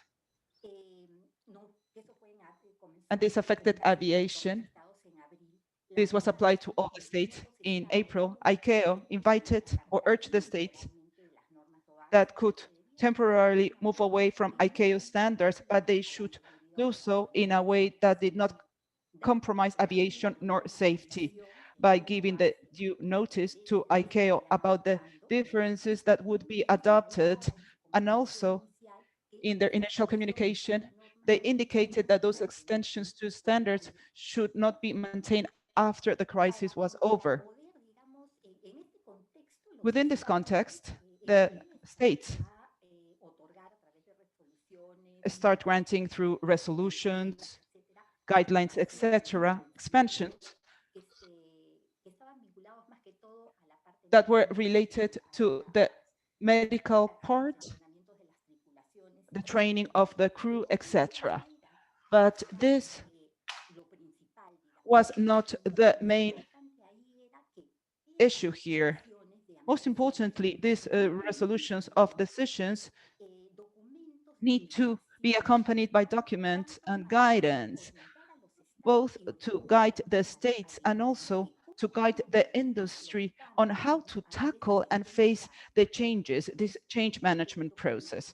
So document CART phase 1 establishes 11 recommendations, and these are some of the recommendations that affect safety. Recommendation 3 that we are describing in this working paper, it urges the states to speed up or expedite the development of guidance material for safety management, since they were going to initiate new operations during the pandemic, and the restart of the activities of the essence. So they had to be prepared to mitigate risk that might be caused by this restart of activities, facing a situation which was quite different to the one we had experienced. This was a situation of crisis, a situation where we had to face the pandemic. The other recommendation, recommendation number 12, came about after the publication of part 2 of phase 2 of the CART document, and it urges the state to establish the necessary measures to mitigate the risks associated to the regulatory relief measures. These are the relief measures that have to do with validations, etc. And such relief measures should not be extended beyond 31st of March of 2021, unless circumstances, particular circumstances of a state because of their context or how the pandemic situation is doing in that state might be forced to expand or extend this date. But we urge that most of these measures should not extend beyond 31st of March of 2021, which was the concern of ICAO, of the regional office, and of the regional system, in that we should focus on trying to guide the states in the implementation of all these measures. So both ICAO and the regional office, well, at first, ICAO issued a number of quick guides. The QRG related to all the areas of the aviation, all the aviation areas, which can serve as guide to the states to develop their own material and to better manage safety risk. In this regard, ICAO has published 17 QRG and COVID-19 implementation and monitoring tools so the states can manage safety during the COVID-19 crisis. In this regard, the regional system has developed 9 guidance brochures and other documents. We also had the concern of knowing what is it that our states were implementing. You can see in Appendix C, which is the situation of the mitigation measures reported by the states.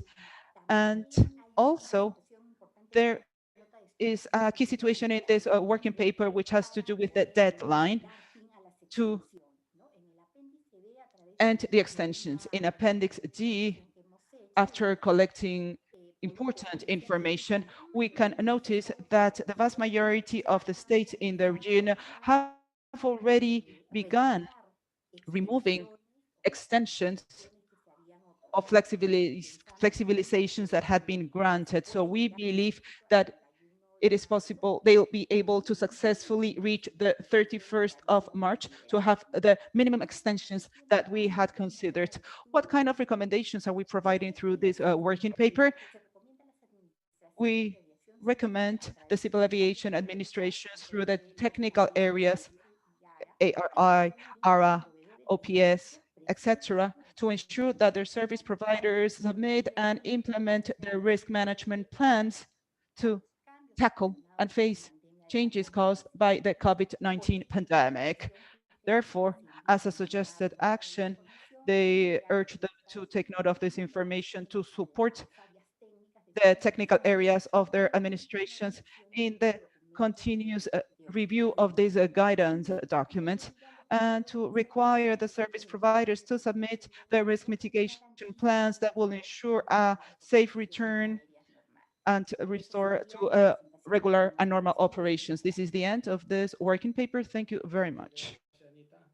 Thank you very much, Anita. Thank you very much for all the effort made by the technical areas team, the regional part of the SRVSOP.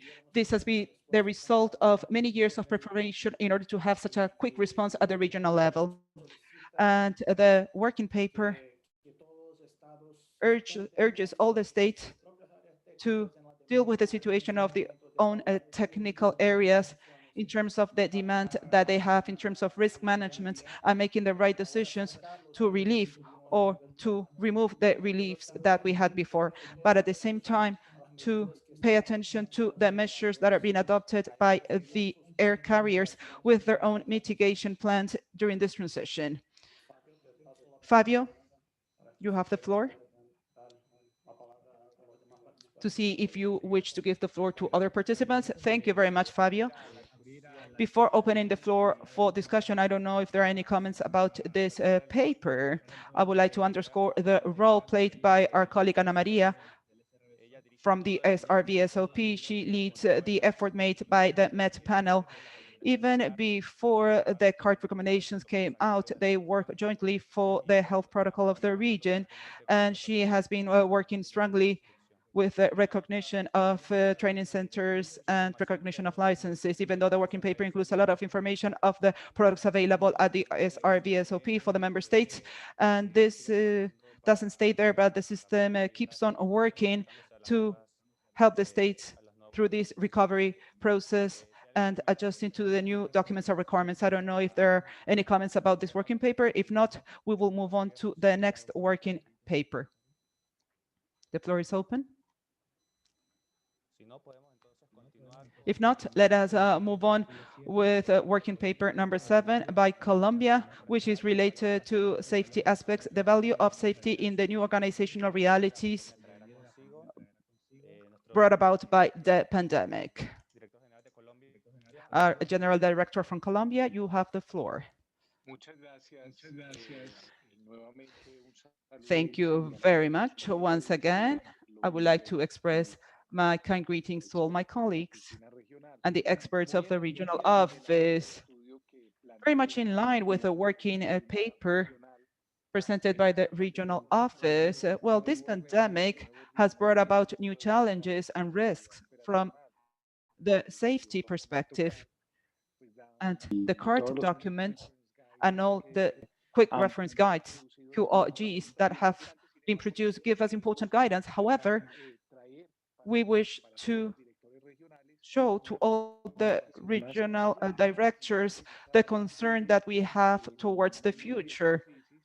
In the midst of this crisis, we have noticed that there are some reorganization, that some business reorganization, restructuring processes, merger and acquisition of the organizations that are part of civil aviation system. We are talking about airlines, airports.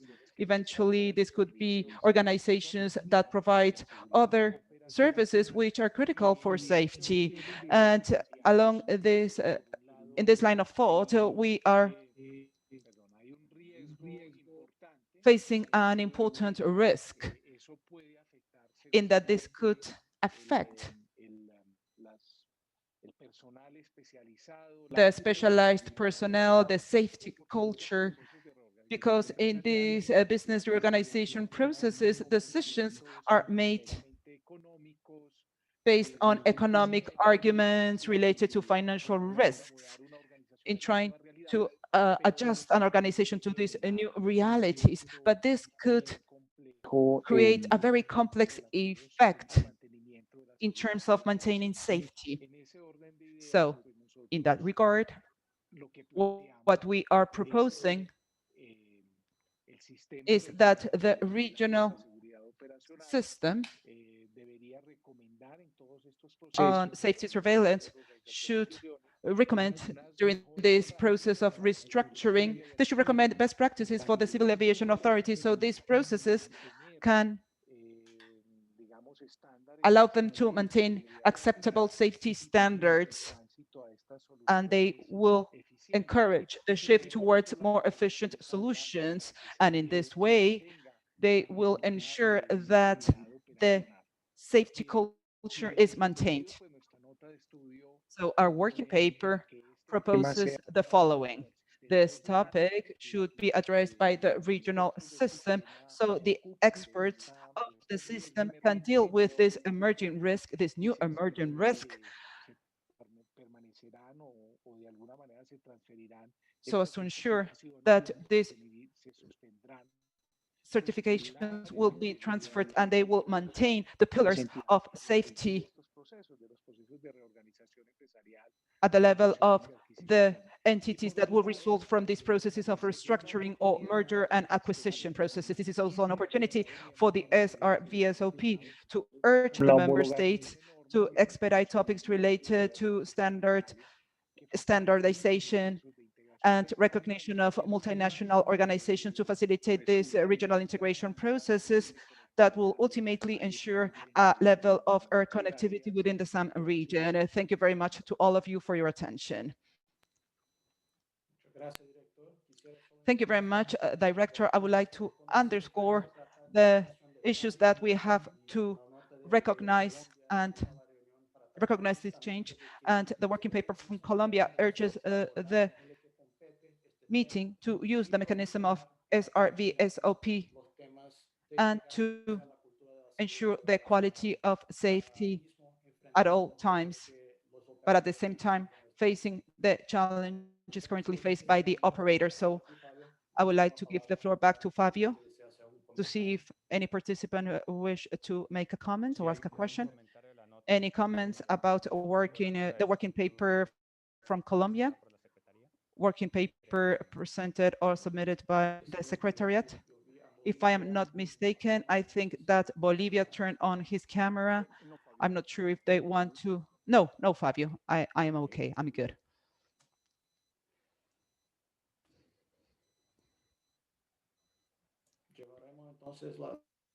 So We are taking note of the comments of the working paper, and they will be included as part of the conclusions of this meeting. Thank you very much, Colombia. Thank you very much to all of you. Okay, muy bien, gracias, Fabio. Very well then. Thank you very much, Fabio. Let us now move on to agenda item number 2.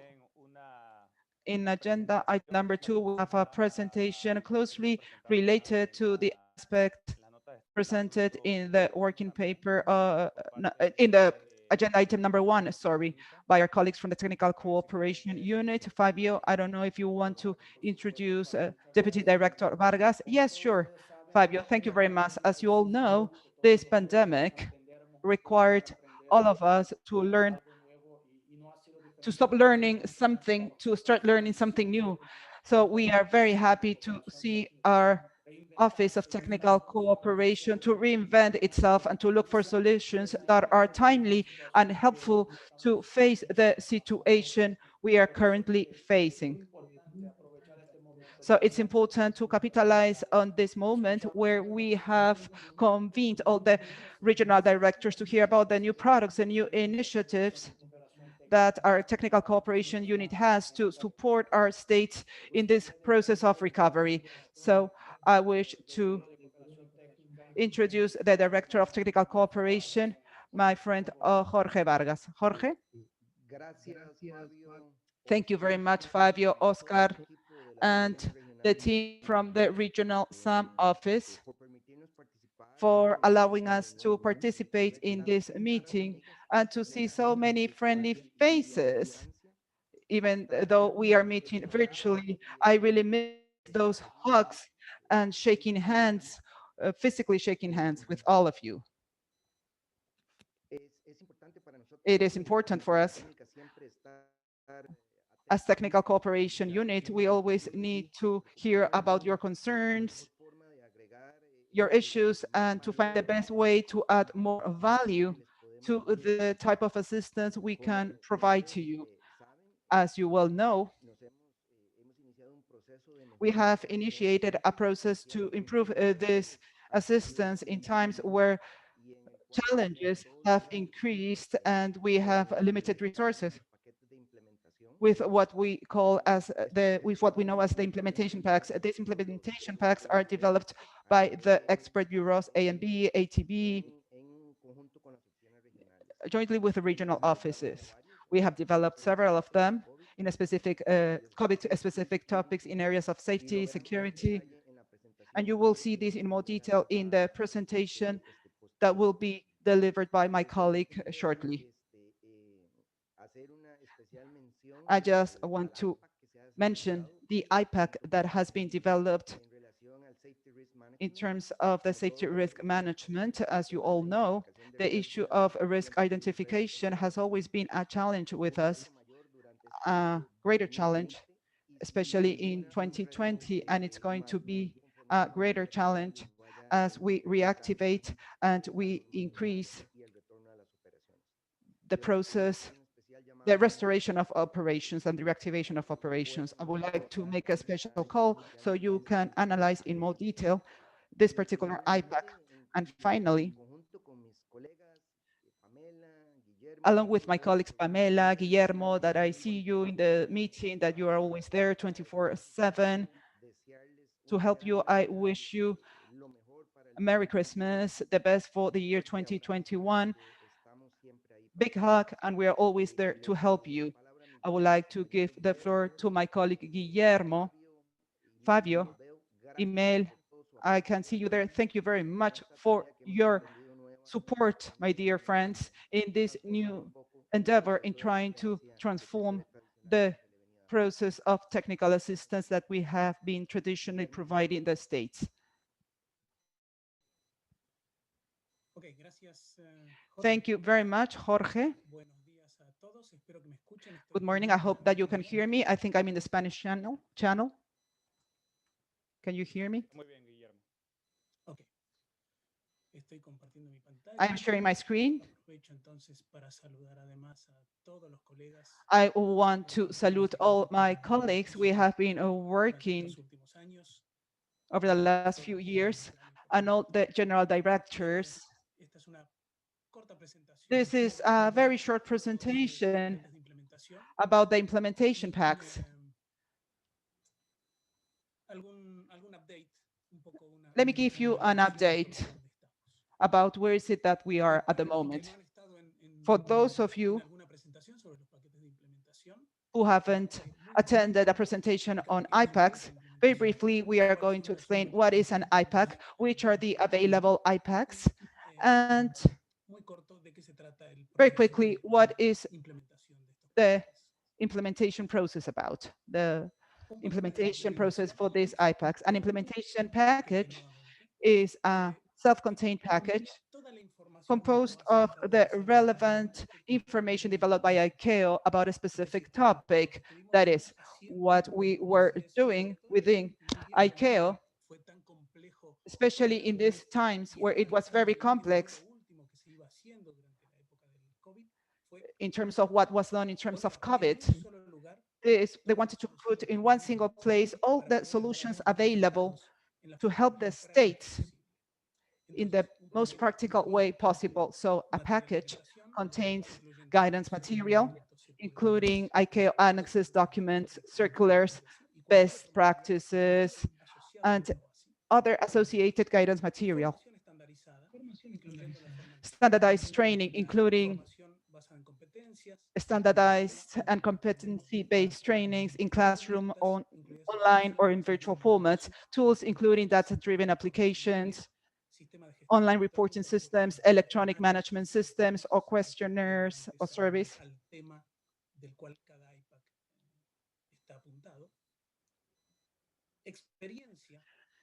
Subject matter expertise, including the provision of experts to achieve IPAC objectives and guidance for procurement with regards to the purchase of the necessary infrastructure or equipment.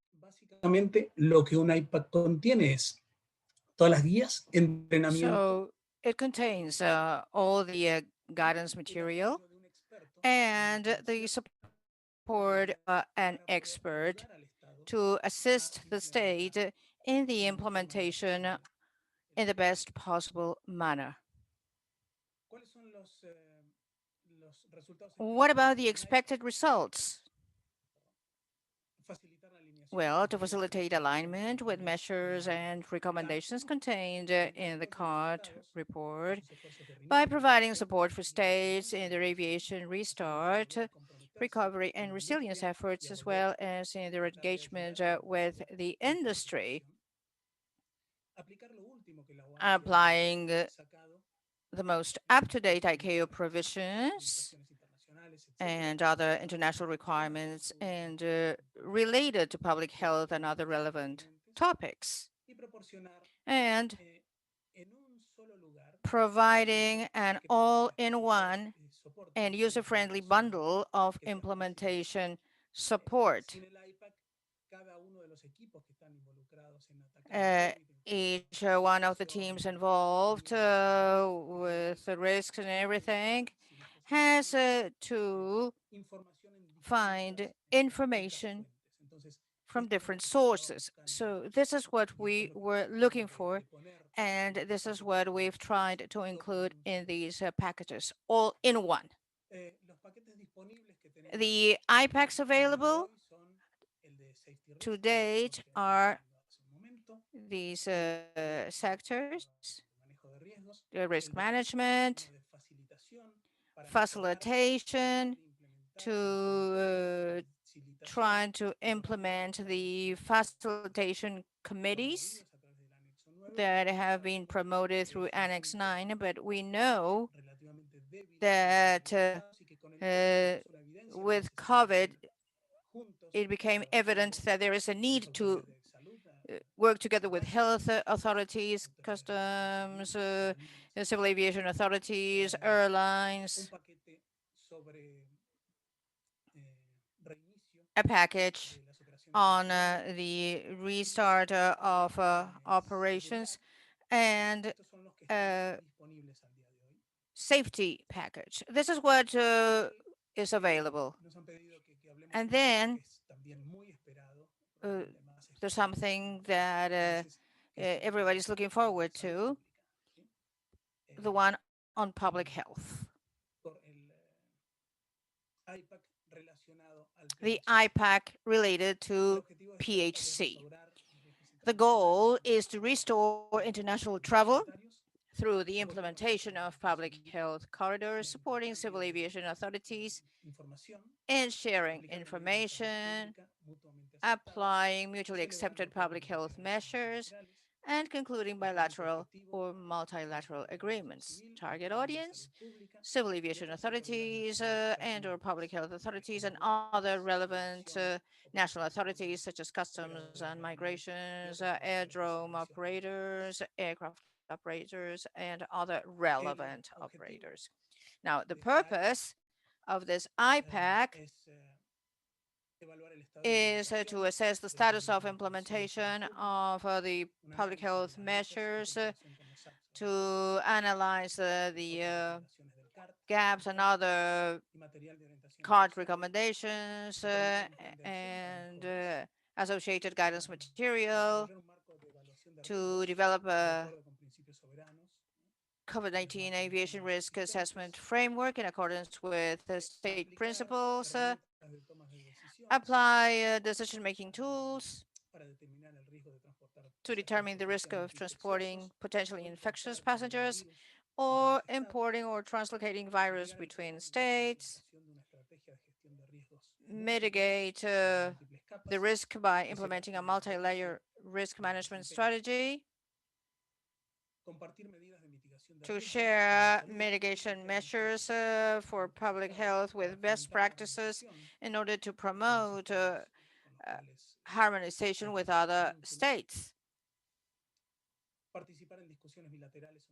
engage in bilateral or multilateral discussions with other states to establish public health corridors between states,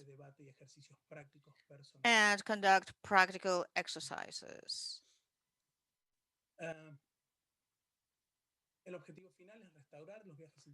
The final goal is to restore international travel through the implementation of public health corridors, supporting civil aviation authorities in sharing information.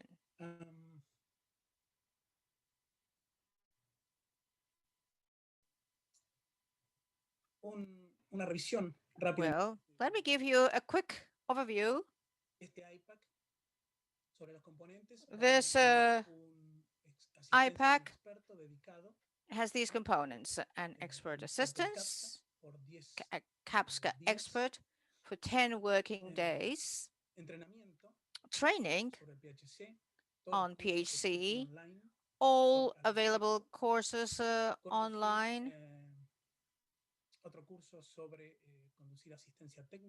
conducting a technical assistance visit to CAPSCA member states and airports, online courses.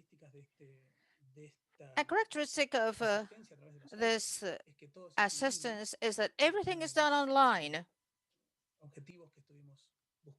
That's one of the objectives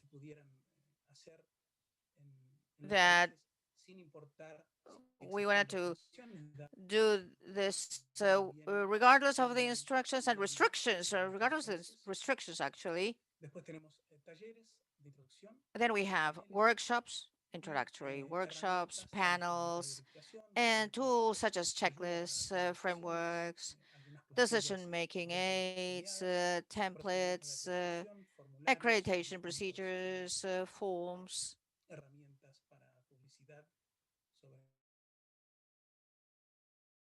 on PHC, online reporting systems, and PHC application. Regarding guidance material, we have a different testing material, guidance material, and other associated guidance material in addition to relevant ICAO annexes. In addition to this, in order to facilitate access in the future, we have this access to IPAC portal to streamline deployment. We're trying to use this crisis in order to reorganize our work style and offer a couple of products in addition to what we've always offered to all the states in the region.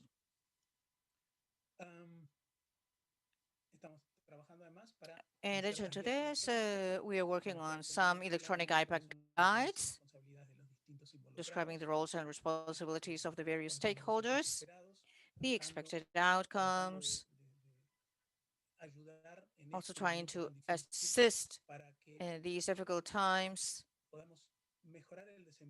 so that we may improve expected outcomes and also in the deployment plan and go step by step in the deployment process. Well, basically, this has been my presentation today, and I am at your disposal if you have any questions. Thank you. Muchas gracias, Guillermo, por tu Thank you, Guillermo. Thank you very much. Con esto, si me permite, Fabio, abriríamos entonces Fabio, so in this way, we would open the floor for comments before closing agenda item 2.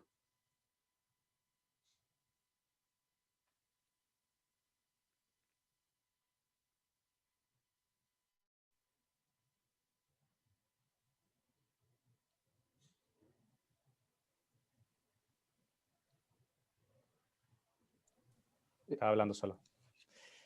Veo que no hay Gracias a todos. Well, Gracias a todos. Felicidades para todos en esta fiesta. thank you all. Greetings to all.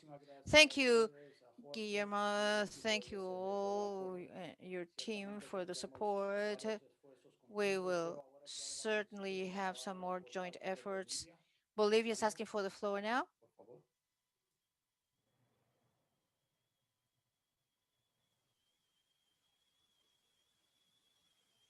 Alejandra, si estás hablando, no logramos. Alejandro, we cannot hear you. Can you now? Yes, we can now. I apologize. Thank you very much.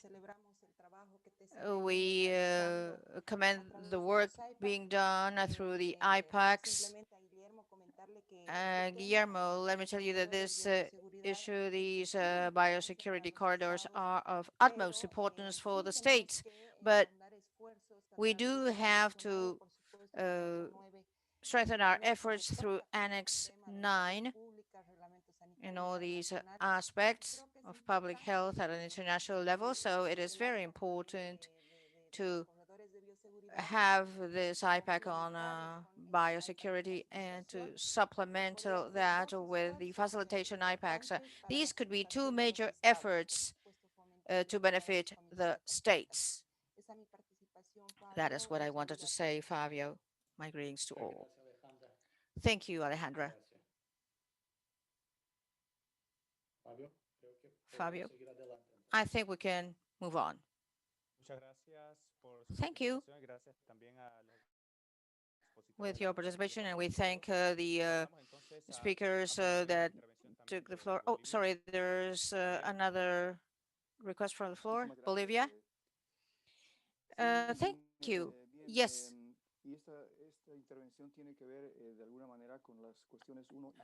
I want to say something regarding agenda items 1 and 2. As you know, we are trying to promote this initiative related to the opportunities to harmonize activities with the state. So we are preparing a working paper with the main goal to create a common and harmonized framework for biosecurity and aviation measures. This framework would be based on the on the guidelines and documents produced by ICAO, document 2152, and many other documents that could be published and presented by ICAO. We think that cooperation among states is of the essence, and and no country should be left behind. And the idea is to have a multilateral agreement to open up borders and provide continuity and connectivity with other regions, guaranteeing the reactivation of civil aviation. The working papers presented in this meeting will no doubt be of great use for the implementation of the working paper we will propose, and Bolivia will be sending it to the regional office as soon as it's been completed. Thank you. Muchas gracias, Javier. Thank you very much, Javier. ¿Alguna otra intervención?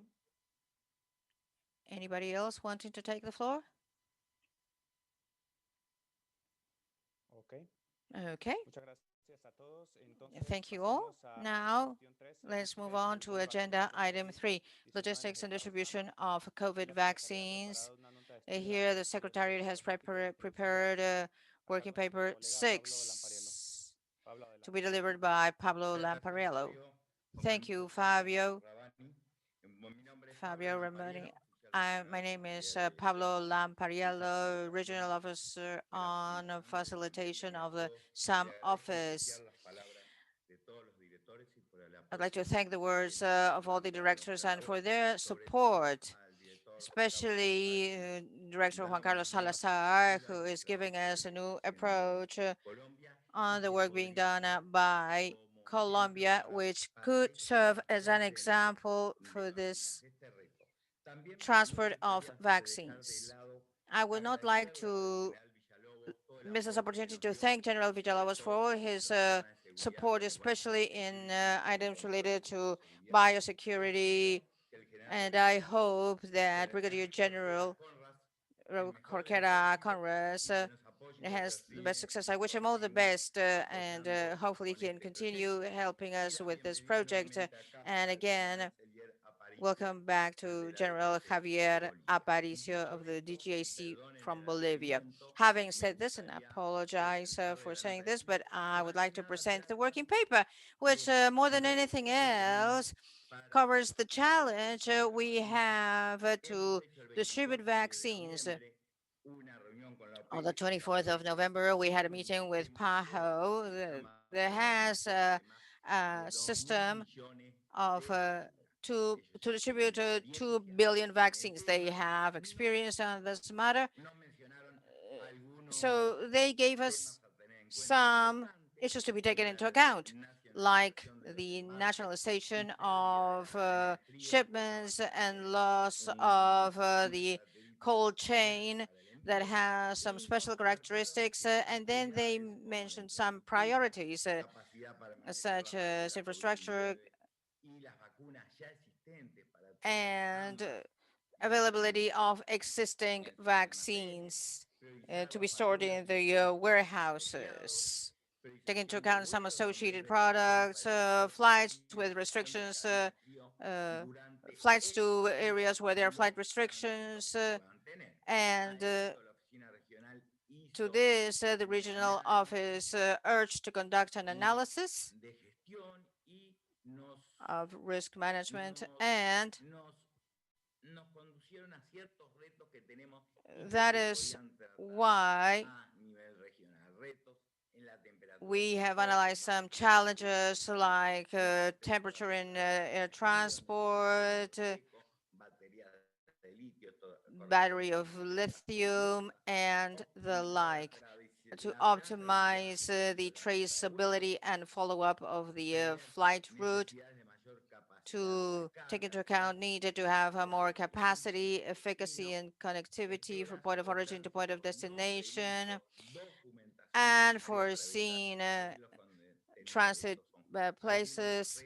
These are some of the various challenges we've identified as administrators of the aeronautical activity.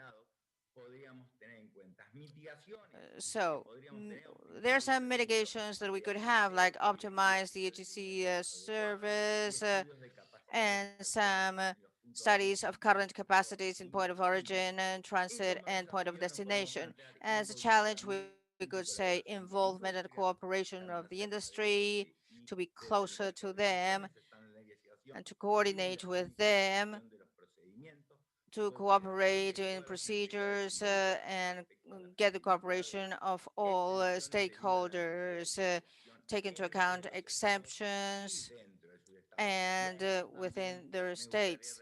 And to this, I would like to mention something, which is the importance of the committees, because this is a multidisciplinary forum that can be used to coordinate with other agencies as it may be needed in this very ambitious project, which is mass vaccination throughout the whole planet.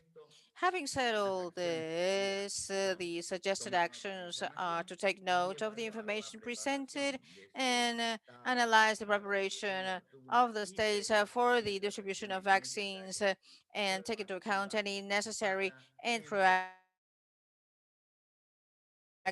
the distribution of vaccines.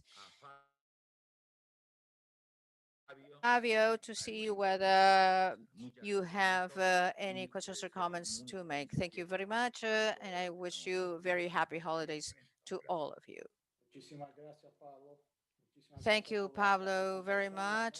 Thank you for the presentation. The working paper is based on the presentation and discussions we had with the strategic group held last week. Well, Pajo gave us all this information, and it's important to point out that we are only covering the COVAX mechanism, this cooperation mechanism for the distribution and production of vaccines. Which is about 80% of all the vaccines that are normally distributed. So this will require a number of additional challenges, preparation of logistics and infrastructure, and sooner or later, the aviation authorities will be urged to provide all these issues related to security, aviation safety, training, facilitation. So the proactive action to find this kind of information, to identify the process, to build up this path, in addition to the purchases being made by each country on an individual basis, all this will be very important. Panama is asking for the floor, and then Ayara.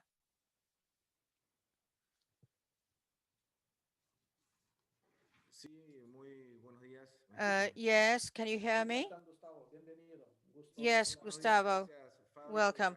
Thank you, Fabio. I'd like to thank everybody present at this last directors meeting. My greetings to Secretary General Fang Liu,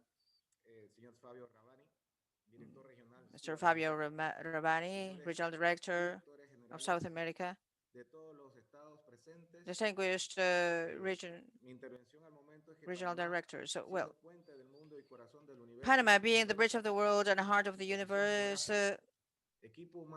values its geographical position and puts all its assets to your disposal. It can become the regional logistic center of the national government of Panama, and our President Cortizo presented to the world, and more specifically to the Latin American region, a proposal for technical cooperation to provide humanitarian assistance, which is to create a logistics platform to facilitate coordination, strategic coordination of human resources and teams, as well as for the reception, management, and dispatch of supplies to face catastrophic situations at a national and international levels.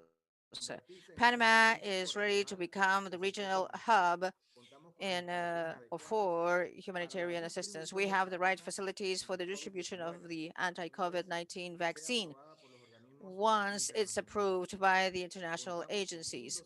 We have 1,200 square meters of cold storage for the preservation of medicines. So it can become a distribution center, just as we've been taking humanitarian assistance to 30 states in recent months. So the logistics complex or compound is located in a special area, and it has a total area of 6.2 hectares located next to the International Airport of Panama, with a high level of connectivity with the most important ports uh, accepting containers in Panama. Air transport is nowadays more than ever an essential link for the distribution, a timely distribution of vaccine in optimum characteristics. And as you've heard in the working paper, requires uh, the timeliness that can only be offered by aviation. Thank you very much, and I wish you happy holidays to all of you. Thank you. Thank you, Captain Gustavo. Well, the purpose of these meetings is to try to find this kind of synergies and cooperation. We are happy to have Panama offering this kind of support. Let me now give the floor to Ayara Jose Ruiz, who is here, and then to Clark and Bolivia. Jose? Thank you, Fabio. Dear authorities, you have a good morning.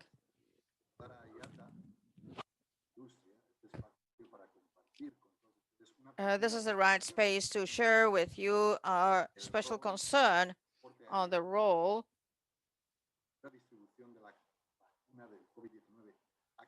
regarding the distribution of COVID-19.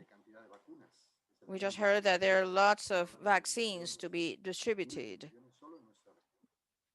by the millions only in our region, and the challenges we will be facing are enormous. We've been making efforts to respond to the pandemic worldwide, and the aviation industry has played a major role to facilitate a response, including effective distribution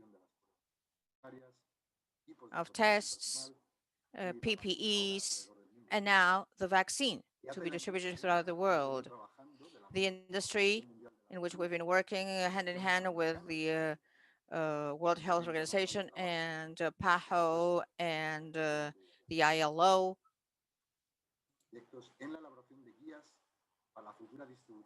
to prepare the guidelines for the distribution of vaccines. Sorry, I am sorry, Luis.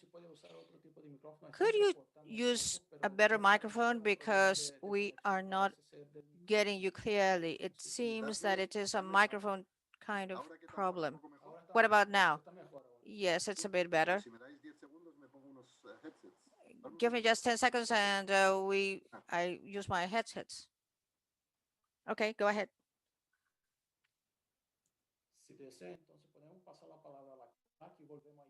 Could we give the floor to the clock and then we turn the... Jaime, I think you have some good news for us. Good morning. Can you hear me okay?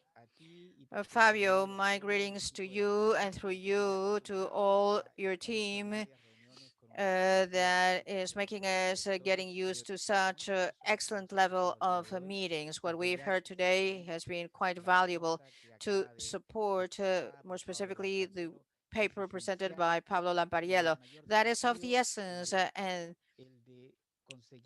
a great challenge, which is to manage to distribute the vaccine throughout our whole region and, of course, the whole world.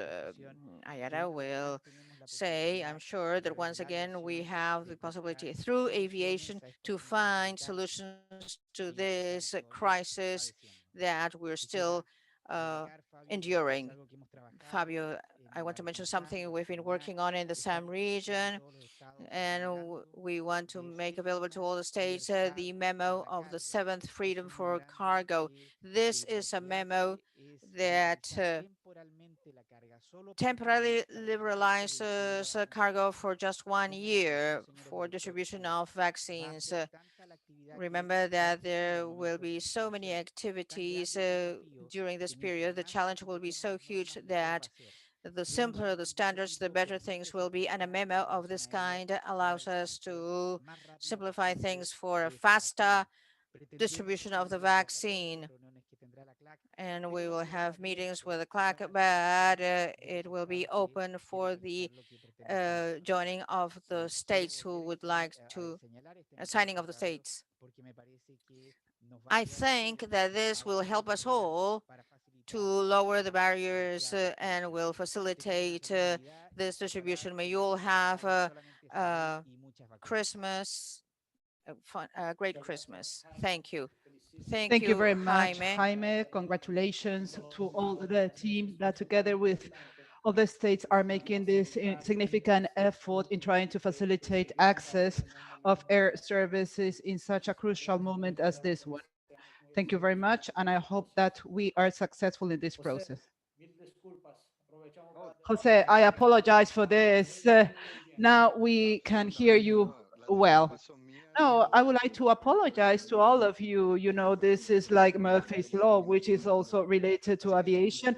This is no exception. So I apologize for my audio problems. I hope you can hear me clearly now. I would like to reiterate my gratitude to the authorities, the directors, and to you, Fabio, the ICAO SIME office for such an excellent meeting and for giving us the opportunity to hear the voice of the industry. And IATA, I was saying that we just heard in the previous presentation the huge amount of vaccines that need to be distributed only in our country, in our region, sorry, and the challenges that we are going to face now in the future. So from the moment they initiated efforts globally to respond to this pandemic, the aviation industry has played a key role in facilitating response to COVID-19, including the effective distribution of medications, kits for performing the tests, personal protection equipment, and now the vaccine. Globally, aviation is going to be of the essence for distributing the vaccines and to reach quickly to different places. We're talking about the cold chain and several factors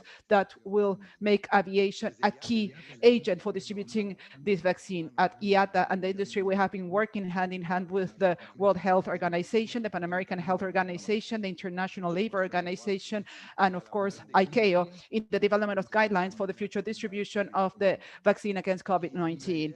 And the idea is to implement these protocols along with the different governments and administrations to ensure opening of borders that will balance the health measures of each country with measures that will allow them to restore air traffic nationally and internationally. If we recognize the importance that effective distribution of such a vaccine entails in neutralizing the virus and the subsequent economic and social recovery of each country, from here we would like to make a call to governments and the authorities present to ensure that the workers of the value chain of aviation, particularly flight crew, airport personnel, customs and border control officials, air traffic controllers, among others, are considered as priority for a vaccination vis-a-vis COVID-19 as recommended by WHO.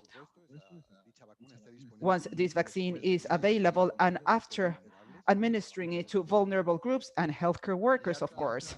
IATA will briefly submit a letter to all the states of the region with this particular request. And of course, we are more than willing to help any necessary effort to achieve the implementation of the necessary tasks to carry out the vaccination of the personnel I have mentioned in a timely, efficient, and safe manner. Thank you very much to all of you, Fabio.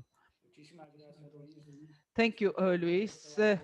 We heard you loud and clear, the message of IATA with respect to the fact that the state should evaluate the convenience of considering the aviation frontline workers as a priority after the groups which are at higher risk and the healthcare professionals, of course. I believe that this is important. We are advancing a position that IATA is going to submit to the states. We can reflect on this proposal and evaluate the situation of each state so they can consider this initiative from IATA. Thank you very much, IATA, for bringing this to the table. Thank you very much to you, Fabio. Very well then. I think that Bolivia is requesting the floor. Alejandra? Yes, thank you, Fabio. Thank you very much for Pablo Lampariello's working paper, quite pertinent in terms of vaccines. I just want to share a particular experience in Bolivia. We have been able to approach IATA. IATA showed us in a webinar a general overview where we believe that it's important for the state to take preventive actions, specifically those related to the distribution of the vaccine. And something worth mentioning is that perhaps our international airports will have the capacity in Bolivia, but we also need to consider the responsiveness of the regional airports, the internal distribution in the countries, which is going to do by air. We are working in trying to strengthen our regional airports by means of sound infrastructure, the cold chain. Fabio is of the essence. Many national airports do not have this type of capacity. But as I said, we have approached new industries, for instance, the pharmaceutical industry, which has cold chain capabilities. And something I urge you to do through the National Committee, which is a key stakeholder in this event, is the National Customs Office in our countries. This is a particular experience in Bolivia that I would like to share with you in terms of preventive actions once we have the vaccine available in our countries. Thank you very much, Fabio. Thank you, Alejandra from Bolivia. There is no doubt that the role of the facilitation committees in the state is of the essence because they can help in this proactive action. We urge the state to adopt these measures in response to the need for distributing vaccines. I don't know if the director of Uruguay, Mr. Bata Iglesias, wishes to request the floor. I'm not sure.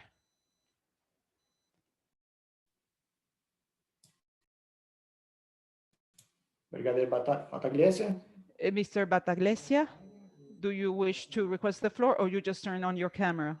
I am not sure.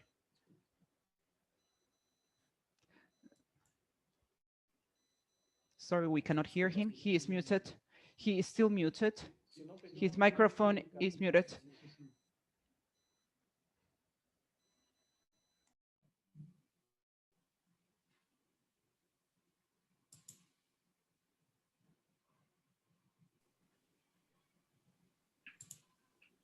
Ahora sí, ahora prendió.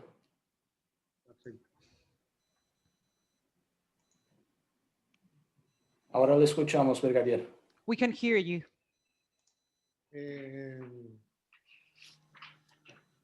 Fabio, no tenía audio en la última parte.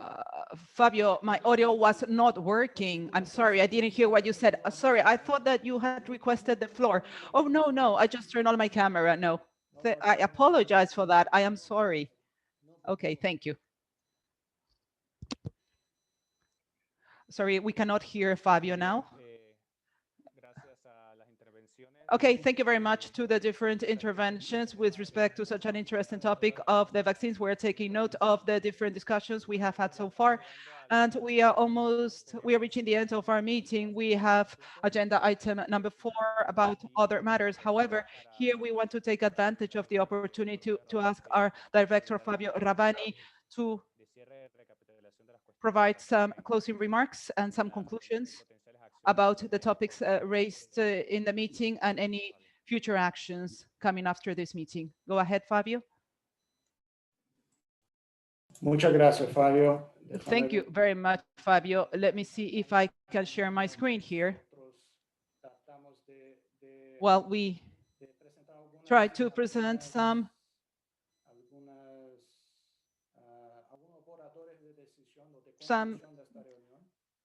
decision conclusion drafts. I don't know if you can see my screen. Sí, ya se ve el PowerPoint.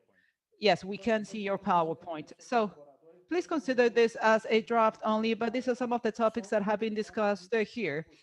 These are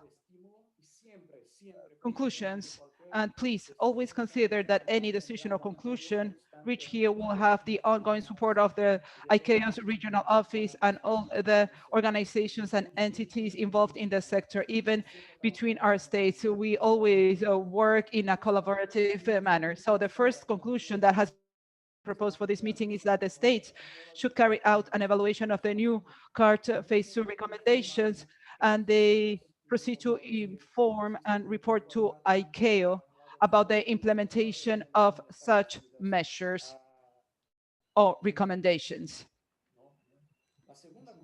The second conclusion is,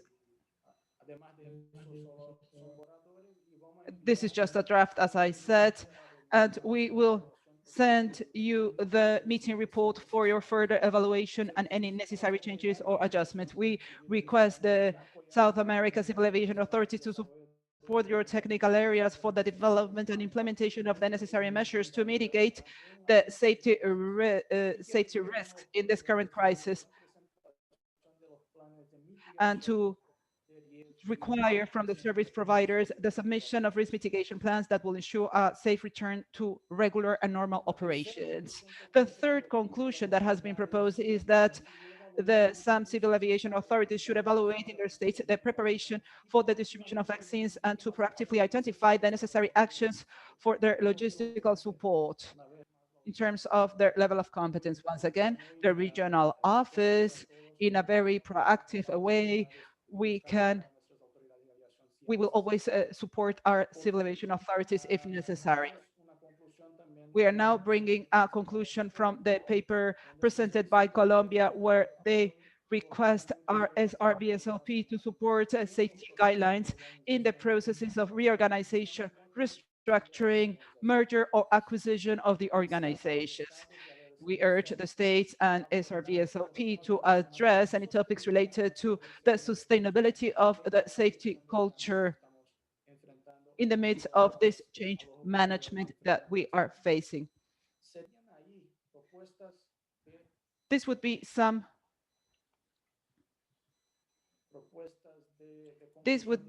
draft conclusions proposed for this meeting. I don't know if there are any specific comments about these conclusions. If not, we can move on.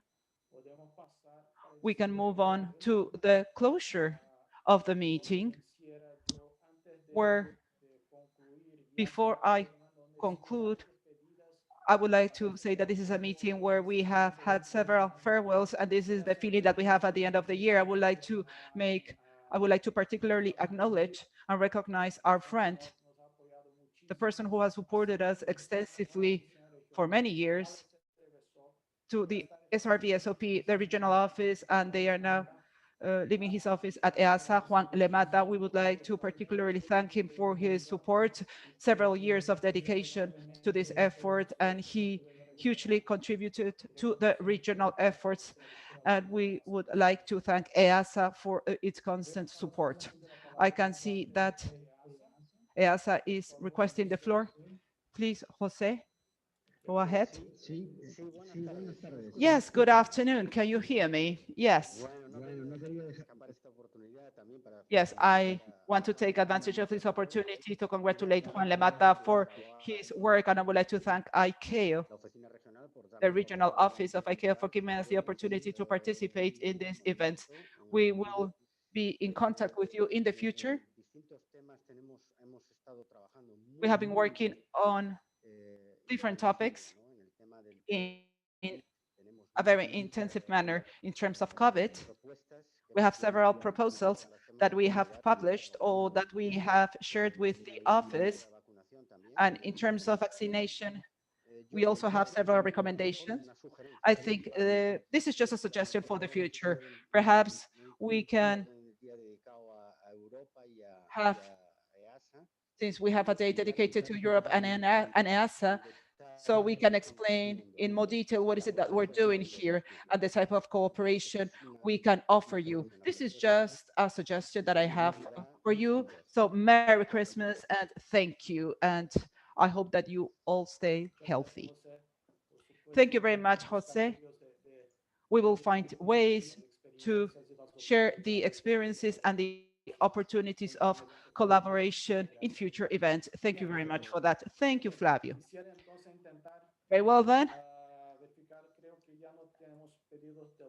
I think we have no more participants who wish to request the floor. So we are going to move on to the closure of the meeting.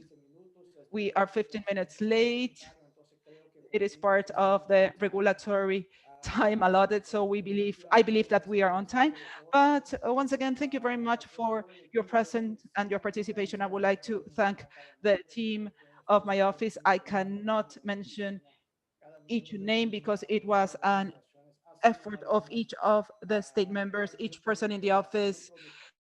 It has been a highly productive and fruitful meeting. It has yielded excellent results. It has anticipated some actions we need to consider so we can have an excellent year 2021. I wish you the best to all of you. Thank you very much once again. I don't know if somebody is requesting the floor. No, I think, yes, there's Hello. one more person. Hello, Fabio.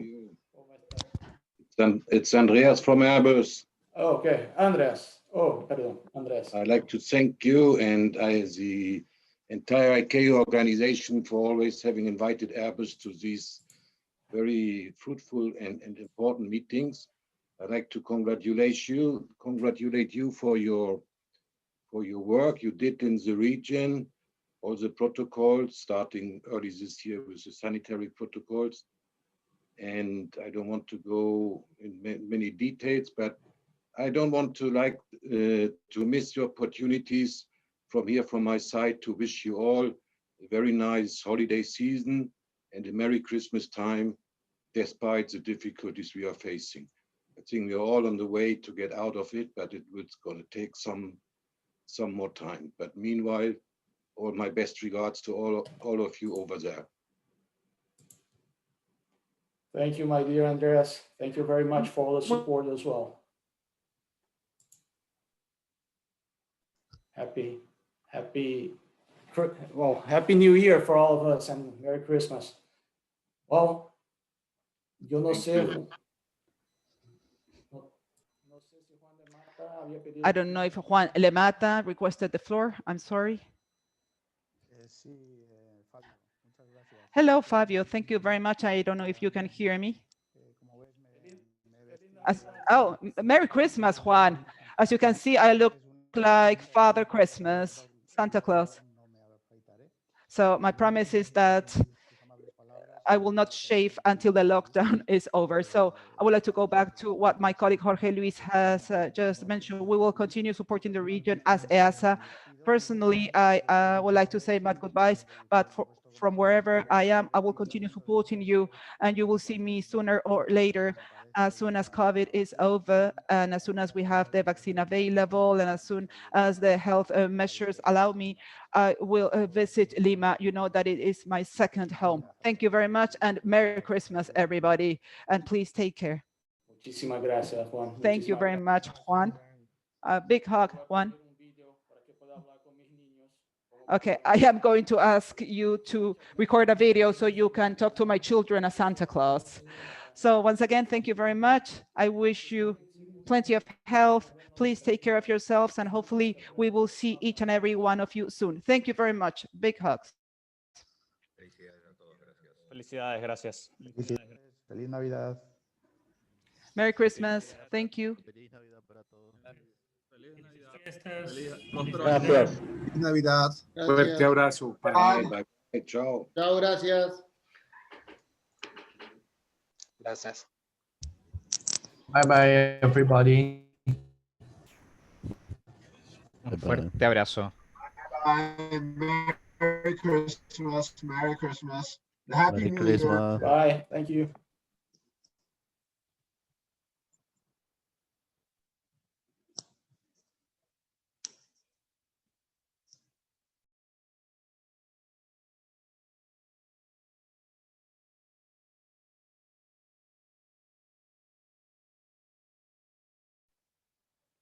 Fabio, Salvatierra o Pilar.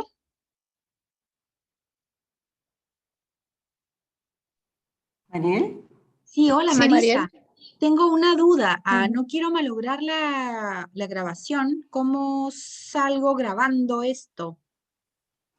Cuando cierras la reunión, el computador te va a decir convirtiendo. Tienes que cerrarla para que empiece a convertir la grabación.